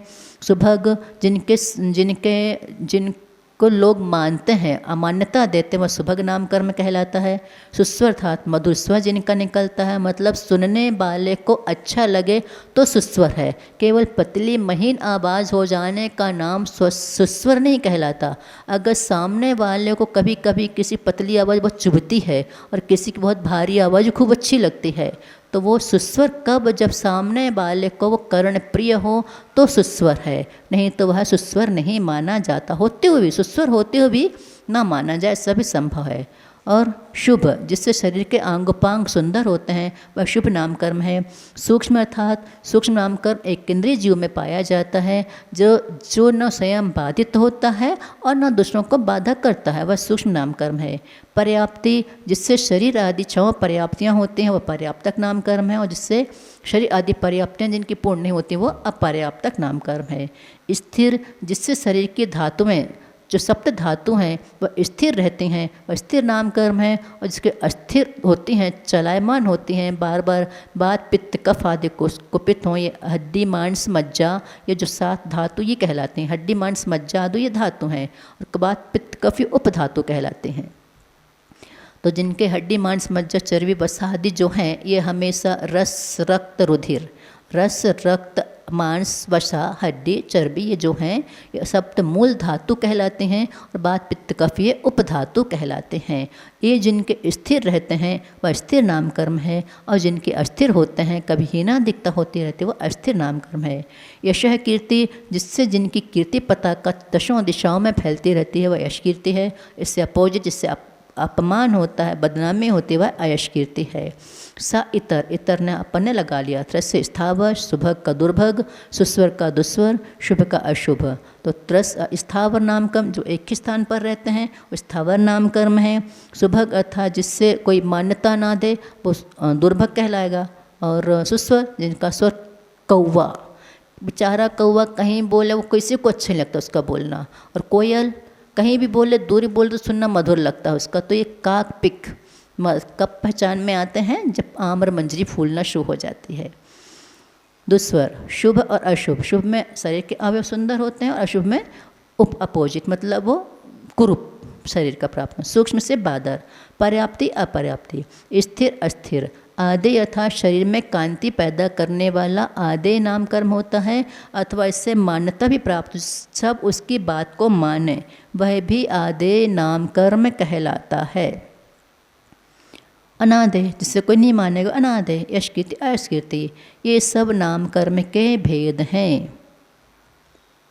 42 मूल अभेद विवक्षा में ये 42 हैं, और भेद कर देने पर जैसे यहाँ पर गति एकमात्र गति लिख दिया, जाति में से केवल जाति लिख दिया, तो गति 4 5 इनके जब भेद करते हैं तो ये कुल मिलाकर 93 भेद हो जाते हैं। 5 बंधन, 5 संस्थान, 5 संघात, 6 संस्थान, 6 संहनन, ये जब भेद करेंगे तो 93 और 103 भेद भी इनके होते हैं। सा इतर अर्थात इनसे विपरीत, अपन त्रस, सुभग, सुस्वर, शुभ, सूक्ष्म, पर्याप्ति, स्थिर आदि यशकीर्ति। सा अर्थात इनसे इतर, इनके विपरीत, तो त्रस का हो जाएगा बादर, सुभग का दुर्भग, सुस्वर का दुस्वर, शुभ का अशुभ, सूक्ष्म का बादर, पर्याप्ति का अपर्याप्त, स्थिर से अस्थिर, आदे से अनादे, यश का अयश। इनकी विपरीत प्रकृतियाँ, इतरानी अर्थात इनसे विपरीत प्रकृतियाँ जो होते हैं ये युगल कहलाते हैं। 10 जोड़ियाँ हैं ये, एक एक कह दिया और इनकी विपरीत प्रकृतियाँ भी इनसे विपरीत हो जाएंगे उनके काम। और तीर्थंकर प्रकृति जो 3 लोक में शोभ मचाने वाली होती है, ऐसी तीर्थंकर प्रकृति, जो तीर्थंकर प्रकृति होने पर मनुष्य पर्याय जिनको तीर्थंकर प्रकृति का बंध हो जाता है, उनके उसी भाव में अवधि ज्ञान हो जाता है। तीर्थंकर प्रकृति भी एक प्रत्यय है अवधि ज्ञान के लिए। जैसे देव और नारकियों के लिए भाव प्रत्यय होता है, वहाँ जन्म होते ही उनको नियम से अवधि ज्ञान होगा, वैसे ही तीर्थंकर प्रकृति का बंध होते ही तीर्थंकर प्रकृति भी एक कारण है अवधि ज्ञान उत्पन्न होने में। जब राजा शैणिक को तीर्थंकर प्रकृति का बंध हुआ, तभी तीर्थंकर प्रकृति का बंध होते अवधि ज्ञान भी हो गया था। फिर भी वो जब जेल में डले पड़े हुए थे, डाल दिए गए थे, और कुणिक उन्हें बचाने के लिए आ रहा था, फिर अवधि ज्ञान नहीं लगा पाया तत्काल उस समय, चूँकि नरक आयु का बंध हो चुका था। उस समय जल्दी अच्छे परिणाम हो नहीं सकते। शायिक सम्यक दृष्टि होने के बाद भी अवधि ज्ञान लगाने का भाव नहीं आ पाया। कुणिक इतना दौड़ते हुए क्यों आ रहा है, जबकि कुणिक उस समय उनको बंधन मुक्त करने के लिए आ रहा था, परंतु उनकी आयु पूर्ण हो चुकी थी, तो उन्हें अपना है सिर इसके हाथ से क्यों मारूं, इतने दिनों से तो बंधन में डाल के रखा ही है, अब मारने और आ रहा होगा, इतना भागता, तो स्वयं ने अपना सिर उन्हें जेल की सीखचों में पटक दिया और मरण को प्राप्त हो गए। यद्यपि बद्धाइष्क जो होते हैं वो अकाल मृत्यु ने आत्महत्या नहीं कर सकते, तो आचार्य जी कहते हैं अगर उनको ऐसा कहा जाए तो सिद्धांत से दोष आ जाएगा, इसलिए उनका आयु कर्म समाप्ति हो गया था, इसलिए उनके ऐसे भाव हो गए, नहीं तो सिद्धांत दोषित हो जाएगा।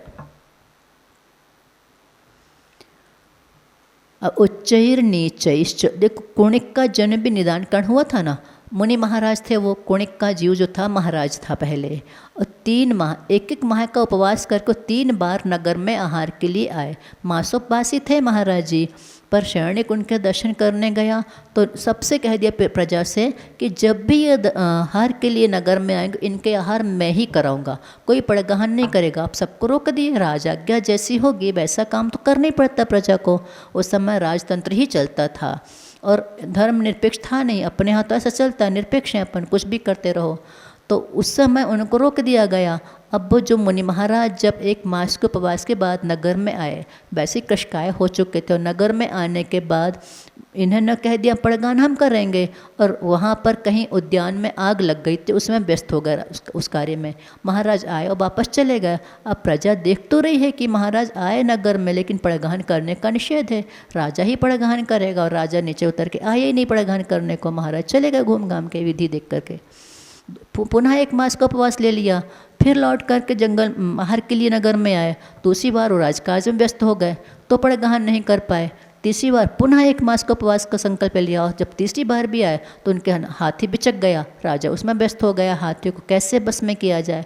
अब जब महाराज को 3 बार आहार नहीं मिला, प्रजा राजाज्ञा से बंधी थी और महाराज लौट करके जा रहे थे, तो किसी ने कह दिया देखो तो राजा कितना बेकार है, सबको रोक के रखा है और खुद भी पड़गहन नहीं करता। ये शब्द महाराज के कान में पड़ गए कि अच्छा ये राजा के आज्ञा के कारण ये मुझे पड़गहन नहीं कर रहे हैं, मैं मरकर इसका ही बेटा हूँ, इसका वध के कारण बनूंगा। मुनि महाराज और ऐसा निदान बंद कर लिया, कमज़ोर शरीर था, आगे बढ़े, ठोकर लगी, गिर गया तो पत्थर लगा, ब्रेन हेमरेज हो गया, मतलब उनके हिसाब से, अपने हिसाब से, और तुरंत प्राणांत हो गया। मर करके चेलना के गर्भ में आ गए, और चेलना के गर्भ में आकर जैसे वो आए, गर्भ का बढ़ना शुरू हुआ कि चेलना को दोहला क्या होता है, मैं सैनिक की छाती चीर कर उसका खून पीऊँ। हमेशा उसके मन में यही विचार आते, क्या हो गया, क्या हो रहा है, ऐसा क्यों हो रहा, कैसे कर, दिनों दिन और दोहला पूरा ना हो तो स्त्रियां क्रश होना शुरू हो जाती, क्या किया जाए, दोहला तो पूरा कर नहीं सकते इस प्रकार से। सैनिक की छाती चीरकर खून पीने वाली बात कौन कर सकता है, ये चेलना स्वयं नहीं करने वाली थी ये सब चीज़ें। अब क्या किया जाए, उनका दोहला किसी और प्रकार से पूरा किया गया। तो जैसे ही बच्चे का जन्म हुआ, चेलना को तो पता था कि ऐसा दुष्ट है, मतलब ये क्रूर परिणाम के साथ आया है, तो इसे मरवा दिया जाए या कहीं कर दिया जाए ताकि राजा की सुरक्षा हो सके। और राजा को ये बात, मतलब सैनिक को ये वाली बात पता चल गई थी कि चेलना ऐसा कुछ करने वाली है। उन्होंने कहा नहीं, ये सब तो होगा नहीं, चाहे कुछ भी हो जाए, मेरे मरने से क्या होगा, लेकिन बेटा तो बेटा है, उसके भाव जैसे जो निमित्त से आ रहा आने दो उसको। आखिर उससे नहीं मरने दिया, और जब बड़ा हो गया उसके अंगूठे में कोई रोग हो गया, तो वैद्य ने बताया कि अंगूठा जो कोई भी अपने मुख में रात भर रखा रहेगा तो उसका रोग ठीक हो जाएगा। सैनिक उसके गले हुए अंगूठे को अपने मुख में डालकर रात भर रखे रहे और चूसते रहे उसको, चूस कर उसको ठीक कर दिया।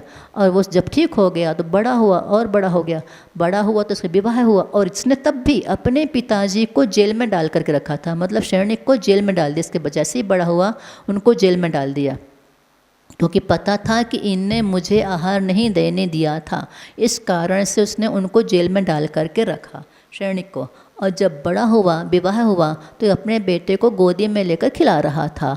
बेटे को गोदी में खिला, उस बेटे ने लघु शंका कर दिया, तो कहता है माँ, कोई ऐसे पिताजी होंगे जो अपने बेटे को गोदी में खिलाने पर वो लघु शंका कर दे और बुरा ना माने और तो भी खिलाता रहे। उन्होंने कहा बेटा, उसने तो यही बस किया है, तेरे पिताजी ने तो तेरे अंगूठे में रोग हुआ था और रात भर से चूसे थे उस मवाद को तेरे ठीक करने के लिए।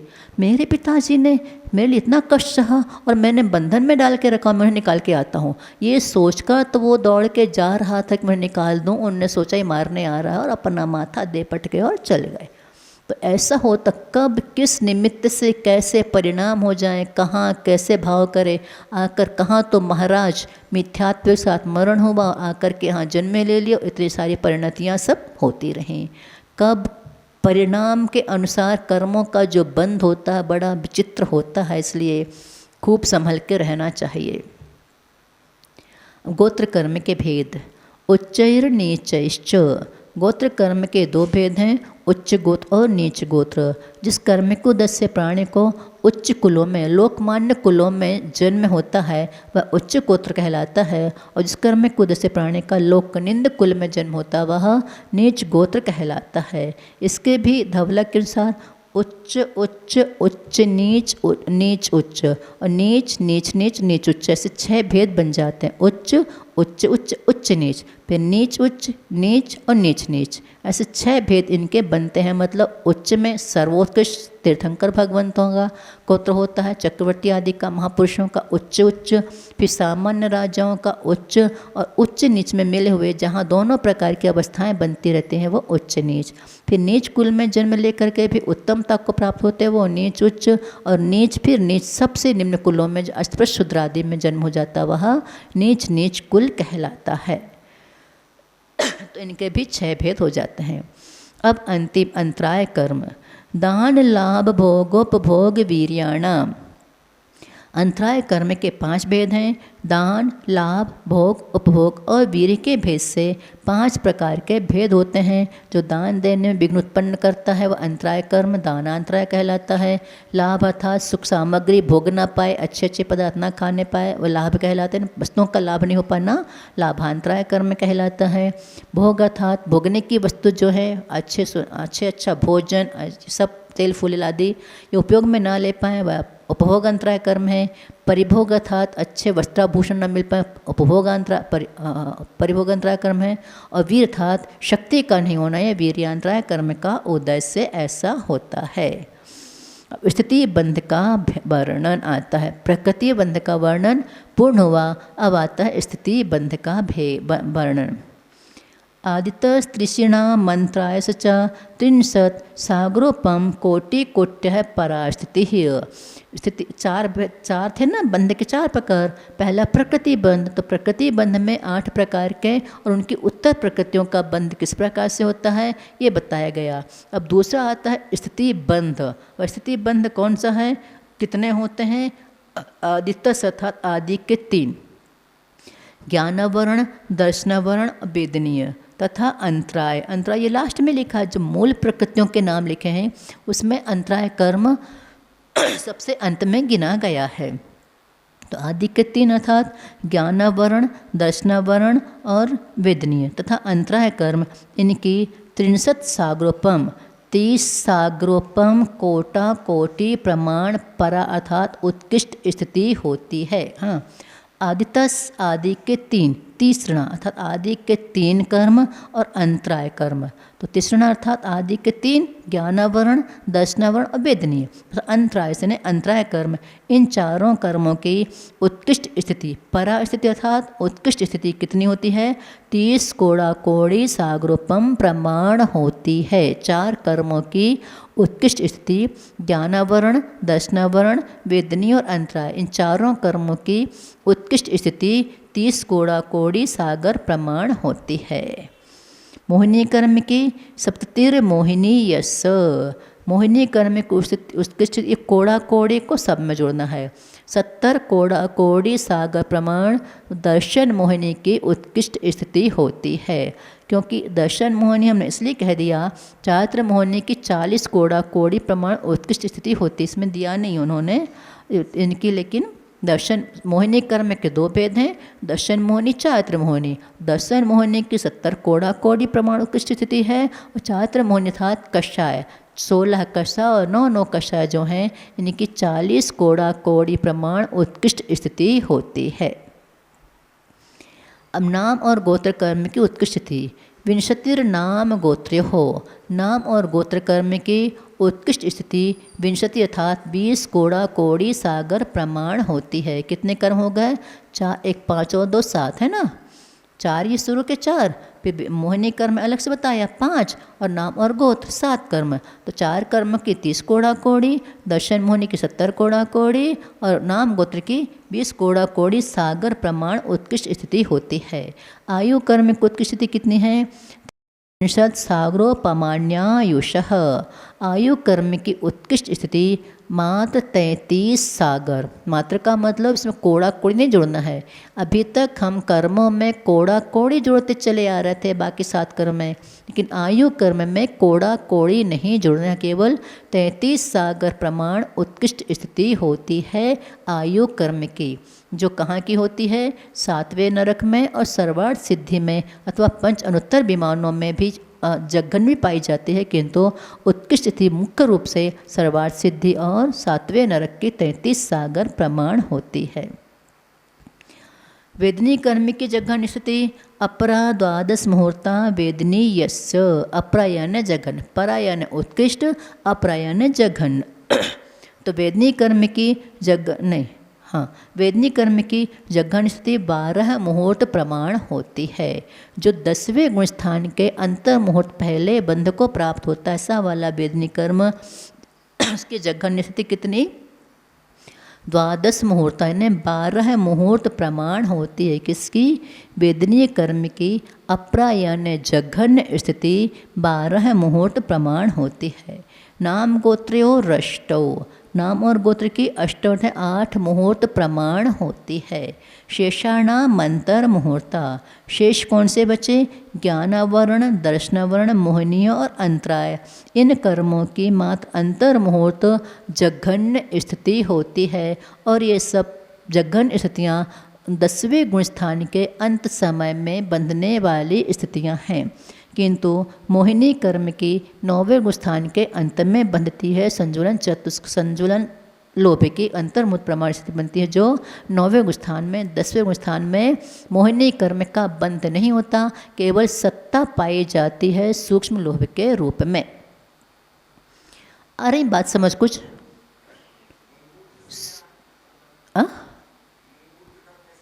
48 मिनट का मुहूर्त 48 मिनट का हो तो उससे एक समय कम, बाकी सब भिन्न मुहूर्त अंतर्मुहूर्त में आ जाते हैं।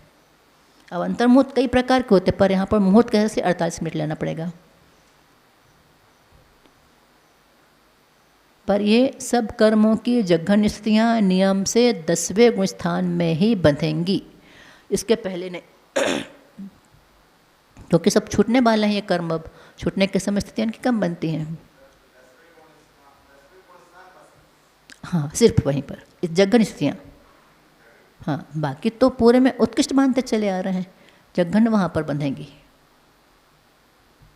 इसके बाद इनका बंध रुक जाता है ना, यहीं तक बंध है। आगे जाकर 11वें गुण स्थान केवल सिर्फ साता वेदने का और एक समय का बंध होता है, बाकी प्रकर्मों का बंध होगा ही नहीं वहाँ पर आगे जाकर। तो यहाँ पर अंत में बंद होकर के छूट जाएगा सब। अब स्थिति बंद हो गया, अब आता है अनुभाग बंध। विपाकोऽनुभवः अर्थात पा के अन्य होता है पागना। पागते ना आप लोग, क्या क्या पागते? सभी कहाँ पागते हैं? हाँ हाँ, 2-4 ही चीज़ें पागने वाली, बाकी तो खुरमी। पहले खुरमा खुरमी बनते थे ना, तो ये चीज़ें पागने वाली चीज़ें होती हैं। तो विपाक या अन्य फल उदय जो होगा, कर्मों का विपाक कैसे प्राप्त होगा, वो उसको कहते हैं उदय फल को। जो कर्म के फल देने की अवस्था ही विपाक ने पकने के बाद अब वो नियम से गिरेगा ही गिरेगा।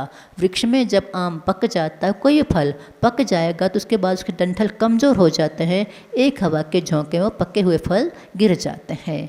वैसे ही जो कर्म पक चुके हैं उनका कर्म उदय में आएगा, वो उदय में आकर के फल दे करके झड़ जाएंगे, अपनी सत्ता के साथ नष्ट हो जाएंगे। जितना उदय में आया है उतना हिस्सा बस, पूरा का पूरा नहीं। तो विपाक यानी कर्म के उदय को विपाक कहते हैं। वह चारों जितने प्रकार के कर्म हैं सब में अपना अपना अनुभाग पाया जाता है। शुभ भी होते हैं, अशुभ भी होते हैं। अनुभाग तो अनुभाग है, कोई आम खट्टा है, कोई मीठा है, इमली खट्टी ही होती, मिर्ची चरपरी ही होती है। सबका अपना अपना अनुभाग पाया जाता है। और सा यथा नाम था, जिन कर्मों का जो नाम है, नाम के अनुसार ही उनका फल भी प्राप्त होता है। नाम कुछ हो और फल कुछ और मिल जाए, ऐसा नहीं हो सकता। जिसका जो नाम है, अगर ज्ञानावरण कर्म का उदय है तो ज्ञान में ही आवरण पड़ेगा, ना कि दर्शन में। दर्शन कर्म का उदय है तो ज्ञान तो कर सकते हैं लेकिन दर्शन नहीं कर सकते, दर्शनावरण कर्म का उदय होगा। वेदनी कर्म में साता का उदय है तो साता, असाता का उदय है तो असाता। जो जिस कर्म का जैसा उदय होगा उसके नाम के अनुसार ही उसको फल की प्राप्ति होती है।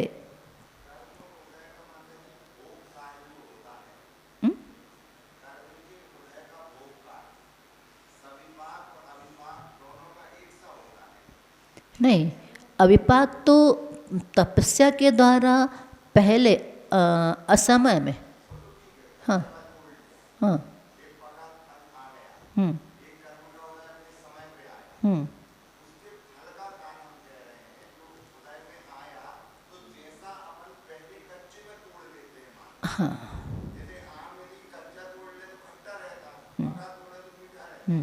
नहीं, सविपाक जो आ रहा है वो तो फल दे के ही जा रहा है, लेकिन अविपाक में जो पहले उदय में आ रहे हैं वो संक्रमित होकर के निकल जाते हैं। ऐसा भी होता है, फल देना जरूरी नहीं है। हाँ, फल मिले जरूरी नहीं है वो, क्योंकि संक्रमित होकर के निकल जाते हैं वो, पर प्रकृति रूप होकर निकल जाएंगे तो फल नहीं मिलेगा। बहुत सारे कर्म ऐसे होते हैं सत्ता में जो बिना फल दिए ही झड़ जाते हैं।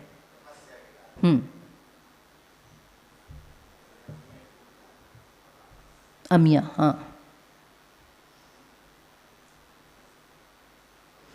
अब प्रदेश बंध अंतिम है, हो गया। ततश्च निर्जर हो गया। पकने के बाद नियम से उसकी कर्म की निर्जरा होगी ही होगी। उसकी आयु मतलब स्थिति पूरी हो चुकी है तो वह कर्म झड़ेगा ही झड़ेगा। नियम से एक एक करके जो निषेध कर रहे हैं अपना फल दे करके धराशायी होते चले जाएंगे।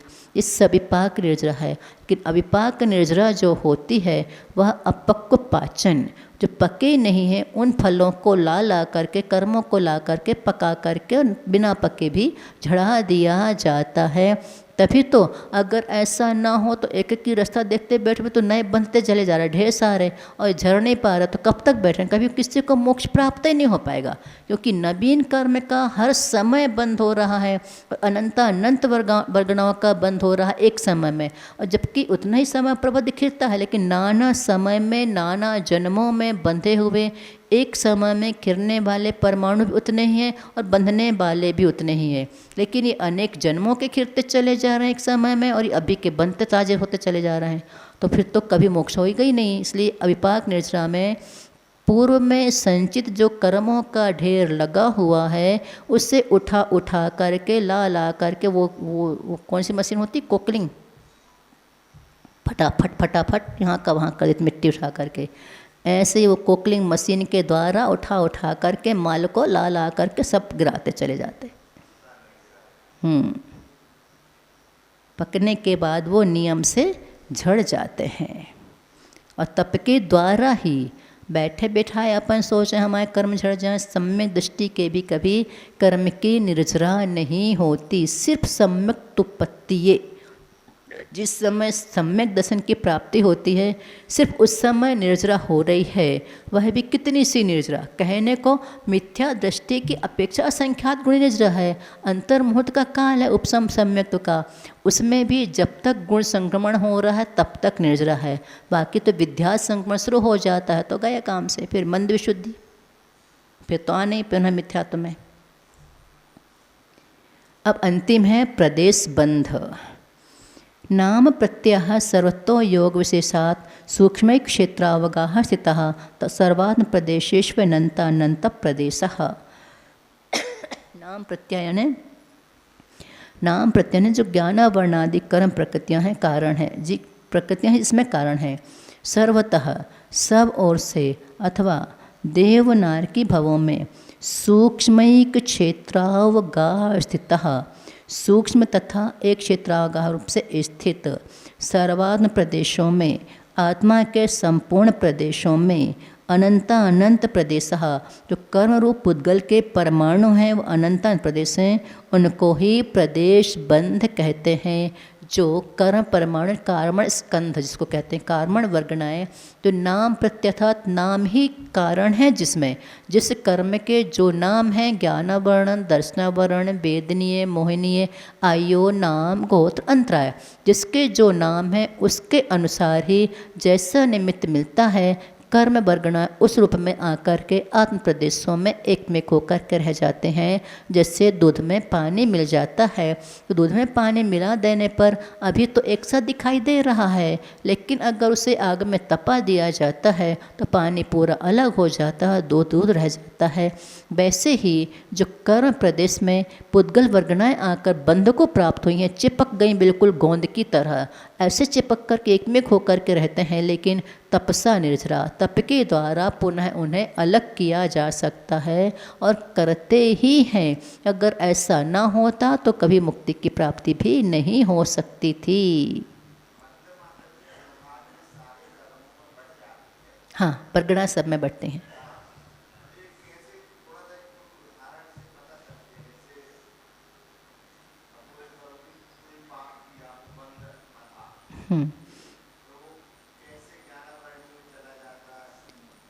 उनके योग्य वर्गणाएं, क्योंकि निमित्त तो एक बनेगा लेकिन भाव अनेक प्रकार के उस समय होते रहते हैं, उसी में सारे भाव सम्मिलित होते हैं। जो कर्म वर्गणाएँ आती हैं, सबसे अधिक द्रव्य दिया जाता है वेदनी कर्म को, क्योंकि वो लास्ट तक रहना उसको। वेदनी के बाद ज्ञानवर्ण दर्शनवर्ण कर्म को दिया जाता है, फिर नाम गोत्र को दिया जाता है, फिर मोहिनी कर्म को दिया जाता है। इस बंटवारा और आयु कर्म, अगर आयु कर्म का बंद हो गया हो तो उसको दिया जाएगा, लेकिन सबसे कम आयु कर्म को दिया जाता है, वो अपने अपने बांधे हो जाए। वह वेदनिक को सबसे अधिक, फिर ज्ञानवर्ण दर्शन कर्म को दिया जाता है, उससे असंख्यात गुणाहीन, उससे असंख्यात गुणाहीन मोहिनी को, उससे असंख्यात गुणहीन नाम गोत्र को, उससे असंख्यात गुणहीन आयु कर्म को दिया जाता है बंटवारे में। द्रव्य बंद्रा एक समय प्रबद्ध बंध को प्राप्त होता है, मतलब त्रिकोण रचना करते हैं ना, जो 8 समय 6 गुणी हानि वृद्धि के रूप में जो किया जाता है, वो बंध यहाँ से ही 45, यहाँ से ही 45, फिर जो बांधा है एक, उसको बांटना शुरू कर देते हैं। 512 480 पूरे पूरे बांट दिया जाता है 6300 परमाणु को। तो यहाँ भी जो बंटना होता है उनका मतलब निमित्त तो एक बनेगा, पर उसमें सब भाव सम्मिलित होते ही होते हैं।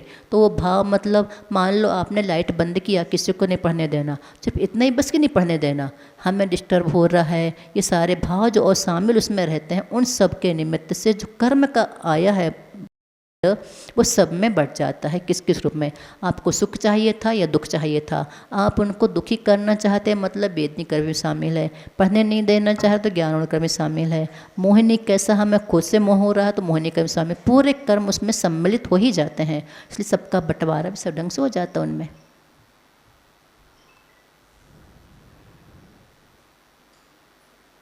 अब पुण्य प्रकृतियाँ और पाप प्रकृतियाँ कितनी हैं। सद्वेद शुभायुर्नाम गोत्राणि पुण्यम, साता वेदनीय, शुभ आयु, शुभ नाम और शुभ गोत्र ये पुण्य प्रकृतियाँ माने जाते हैं। केवल वेदनी कर्म में साता में से साता वेदनी पुण्य प्रकृति है, शुभ आयु यानी मनुष्य और देव और तिर्यंच, ये 3 आयु शुभ आयु माने जाते हैं, और नरक आयु अशुभ आयु माने जाते हैं। लेकिन तिर्यंच आयु शुभ है और तिर्यंच गति अशुभ है। तिर्यंच गति अशुभ और तिर्यंच आयु शुभ पुण्य प्रकृति है। तिर्यंच आयु पुण्य प्रकृति है और तिर्यंच गति पाप प्रकृति है, क्योंकि यहाँ से कोई तिर्यंच गति में जाना नहीं चाहता और चला जाए तो आना नहीं चाहता, वहाँ से मरना नहीं चाहता। फिर वो जो राजा कहता ना, कहानी आती है, जिनको मुनि महाराज ने बता दी थी अपने ही पाखाने में बिष्ठा में लाल कलर के कीड़ा होंगे, उन्होंने वो पुरुषार्थ किया, वो बच तो सकते नहीं थे। महाराज ने जान लिया हम वहाँ होने वाले हैं उत्पन्न, तो अपने बेटे से कह दिया कि देखो मैं वहाँ जाकर उत्पन्न होऊंगा, मैं लाल कलर का कीड़ा होऊंगा, तुम मुझे तुरंत मार देना। और जब पूरा बता दिया, मरण हुआ तो वहाँ उत्पन्न भी हो गया। बेटे ने जाकर देखा भी, मारने का भाव भी किया कि इनको निकाल लें तिरंज गति से, लेकिन छुप गए विष्ठा के अंदर जाकर, नहीं मरना चाहते। तो तिरंच गति में कोई जाना नहीं चाहता और चले जाए तो वहाँ से निकलना नहीं चाहता, इसलिए तिरंच गति पाप प्रकृति है और तिरंच आयु पुण्य प्रकृति है।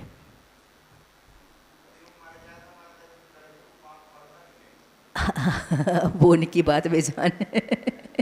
उसमें तो उनका हित छुपा था ना, काहे को राजा विष्ठा में रहे।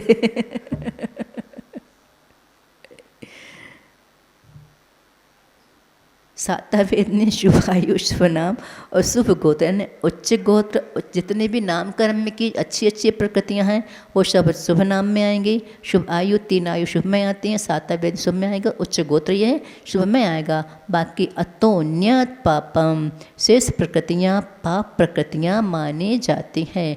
100 प्रकृतियाँ पाप प्रकृतियाँ हैं और 68 प्रकृतियाँ केवल पुण्य प्रकृतियाँ मानी जाती हैं। अब 68 और 100 168 हो गई, जबकि प्रकृति तो 148 हैं। तो जो स्पर्श रस गंध वर्ण है ये चारों शुभ में भी आते हैं और अशुभ में भी आते हैं, इसलिए इनको जब शुभ में हो तो शुभ में गिन लेते हैं और अशुभ में हो तो अशुभ में गिन लेते, तो 168 प्रकृतियाँ ये ऐसे ढंग से हो जाती हैं।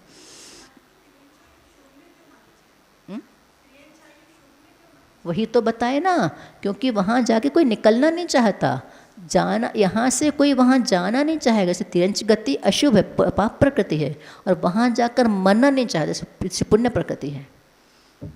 सिर्फ नारकी जीव ऐसे हैं जो हमेशा चाहते हैं यहाँ से हम कब निकल जाएं, बाकी कोई नहीं मरना चाहता वहाँ से अपने में पहुँचने के बाद। इस प्रकार ये प्रकृतियों का बंध बताने वर्णन करने वाला अष्टम अध्याय पूर्ण हुआ। किस प्रकार से कौन से कर्म बंध जाते हैं और क्या उनका फल होता है, इस ये वर्णन करने वाला अष्टम अध्याय पूर्ण हुआ। इति तत्त्वसूत्रे मोक्षशास्त्रे अष्टमोध्यायः। नमो नमः। 47 2 दिन बचे।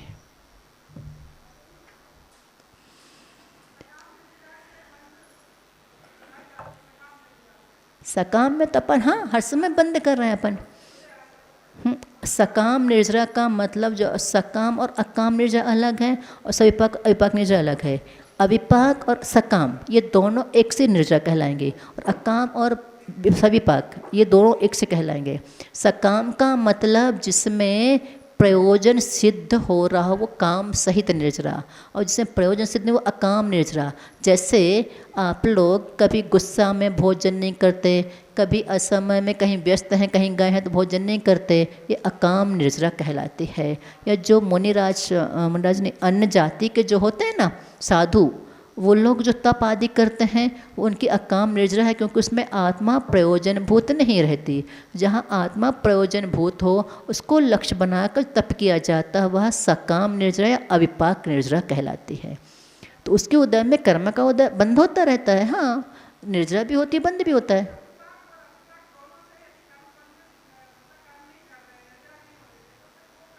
नहीं, नवीन कर्म तो कम स्थितियों को लेकर बंध रहा है। उनके जो कर्म बंध रहा है ना, पुण्य वर्गणाओं का बंध। अविपाक निर्जरा जिनकी हो रही है, सत्ता में रखे कर्म खिलाते चले जा रहे हैं, पर यहाँ से शुभ कर्म का बंद कर रहे हैं, वो भी खिलते चले जाएंगे बाद में। वो कम कम स्थितियाँ बांधेंगे, नवीन कर्मों की स्थितियाँ कम रहेंगी, और सत्तागत जो स्थितियाँ हैं वो बहुत ज़्यादा हैं, तो उनको तो खींच के निकालते चले जा रहे हैं, और ये अपने आप खिलते चले जाएंगे साथ साथ में। तप से काम, तप से अपने आप खिरने वाले से कोई काम ही सिद्ध नहीं होता, वो तो बेकार है, अकाम है। बांध रहे हैं पर्वत भूभृत, इसलिए तो आपसे बार बार कहते हैं पूजा करो, विधान करो, छोड़ो वो सब, तभी निर्जरा होगी, नहीं तो कुछ नहीं होने वाला है।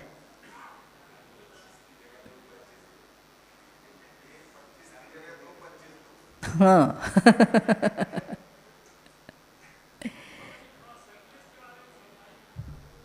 संकलेश तो हर समय अनुभव कर रहे हैं, उसको क्या समझाना।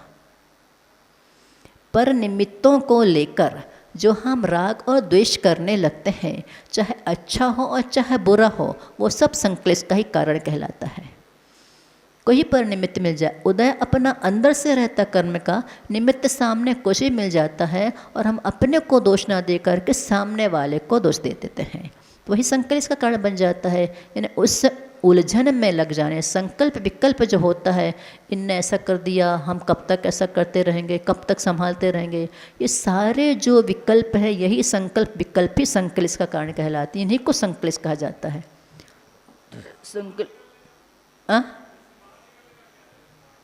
बाहर निकलने का, विपाक विचर में ध्यान। हमारे कर्म, किसी को कुछ मत कहो, हमारे कर्म का उदय है बस, तो संकलेश कभी नहीं होगा। तुमसे मेरे कर्म कटे, मुझसे तुमको क्या मिला, हाय को आचर्षिका।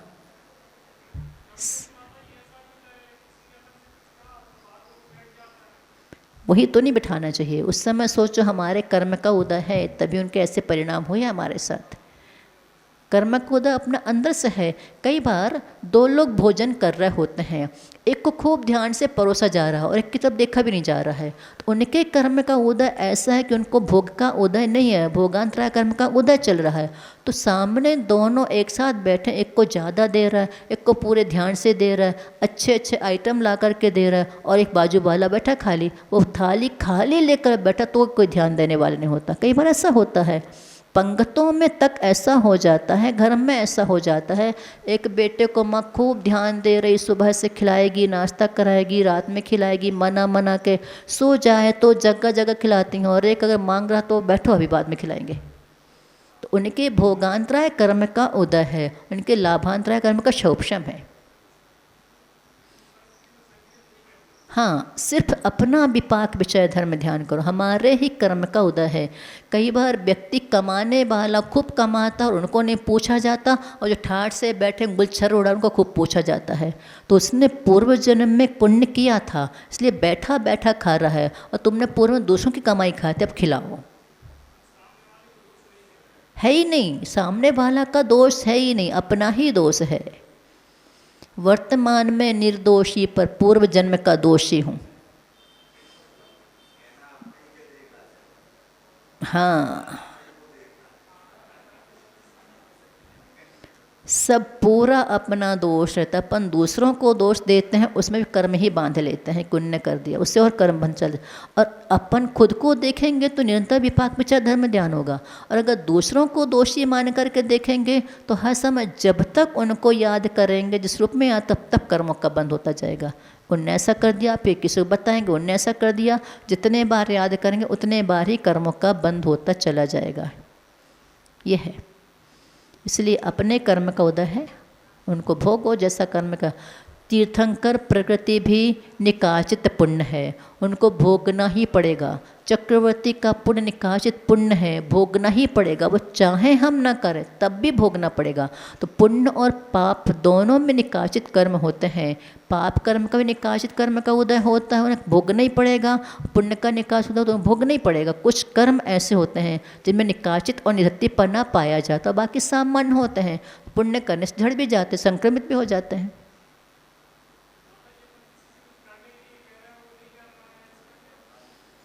ये समझो अपना वहाँ से अब जाने का समय आ गया। जैसे आचार्य जी कहते हैं, जब स्वर्गों में सौधर्म इंद्र की आज्ञा का उल्लंघन होने लगता है तो समझ जाता है यहाँ समाज जाने का समय आ गया। और अपनी आज्ञा का उल्लंघन हो रहा, मतलब हमें अब यहाँ इनको हमारी आवश्यकता नहीं है, बोलो मत।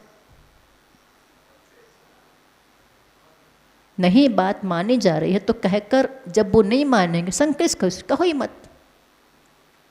वैसे भी ना वृद्धों को घर में नील होकर रहना चाहिए वृद्ध हो जाने के बाद। अब पूरी बागडोर तुम्हारे हाथ में, हम बिल्कुल निश्चिंत, तुम 2 टाइम का भोजन दो और थोड़ा बहुत खर्च दो अगर दान पूजा करने के लिए, बस। और हमें कुछ प्रयोजन नहीं घर से, अपने पैसे उनको देना मत, खुद रखना पास और दान करना। नहीं तो अगर पैसे उनको पूरे सौंप दिए ना अपनी जिम्मेदारी, बैंक बैलेंस, तो पूछेंगे नहीं और पास में पूजेंगे। इसलिए परिग्रह छोड़ो मत अपना, लेकिन उनसे निर्विकल्प हो जाओ कि दुकान मकान व्यापार सब निर्विकल्प तुम करो अपना, जो कुछ करना हमें खिलाओ और हम शांति से बैठे। तो फिर कोई रोकेगा तो कुछ भी उनको आपत्ति नहीं होगी जो अन्य सदस्य रहते हैं। अगर वृद्ध हो जाने के बाद रोक टोक लगाते हैं तो उनको ही सुनना पड़ता है, सामने वाला झेलेगा नहीं।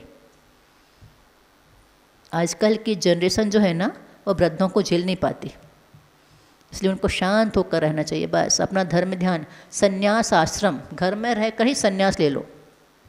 इसीलिए तो आश्रम इतने सारे बना। आश्रम से मतलब जो वर्ग बांटे गए हैं, अपने भी जीवन का वर्गीकरण कर लेना चाहिए। कितने समय तक हमें क्या क्या काम करना है। बच्चों के खेलने के दिन हैं, फिर कमाने के दिन हैं, फिर घूमने के दिन हैं, फिर वहाँ से निकल जाने के दिन आ जाते हैं। निर्विकल्प होकर छोड़ दो उनको, कोई ध्यान मत दो कि तुम क्या कर रहा है, कितना कमा रहा है, कितना गमा रहा है। तुम जानो, तुम्हारा काम जाने, हमने अपना काम कर लिया, काम खत्म। तो निर्विकल्प धर्म ध्यान होगा।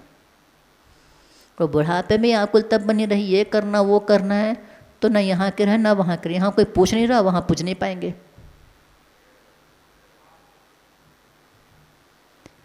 चलो, जवानी के ज्ञान ते सूझे लोकालोक, सोबा मस्तक धरूं सदा देत हूँ ढोक। हे जिनवाणी भारती तो है जपूं दिन रैन, जो तेरी शरणा गहे सो पावे सुख चैन। देव भजो अरहंत को, गुरु से ओ निर्ग्रंथ, दया धर्म पालो सदा।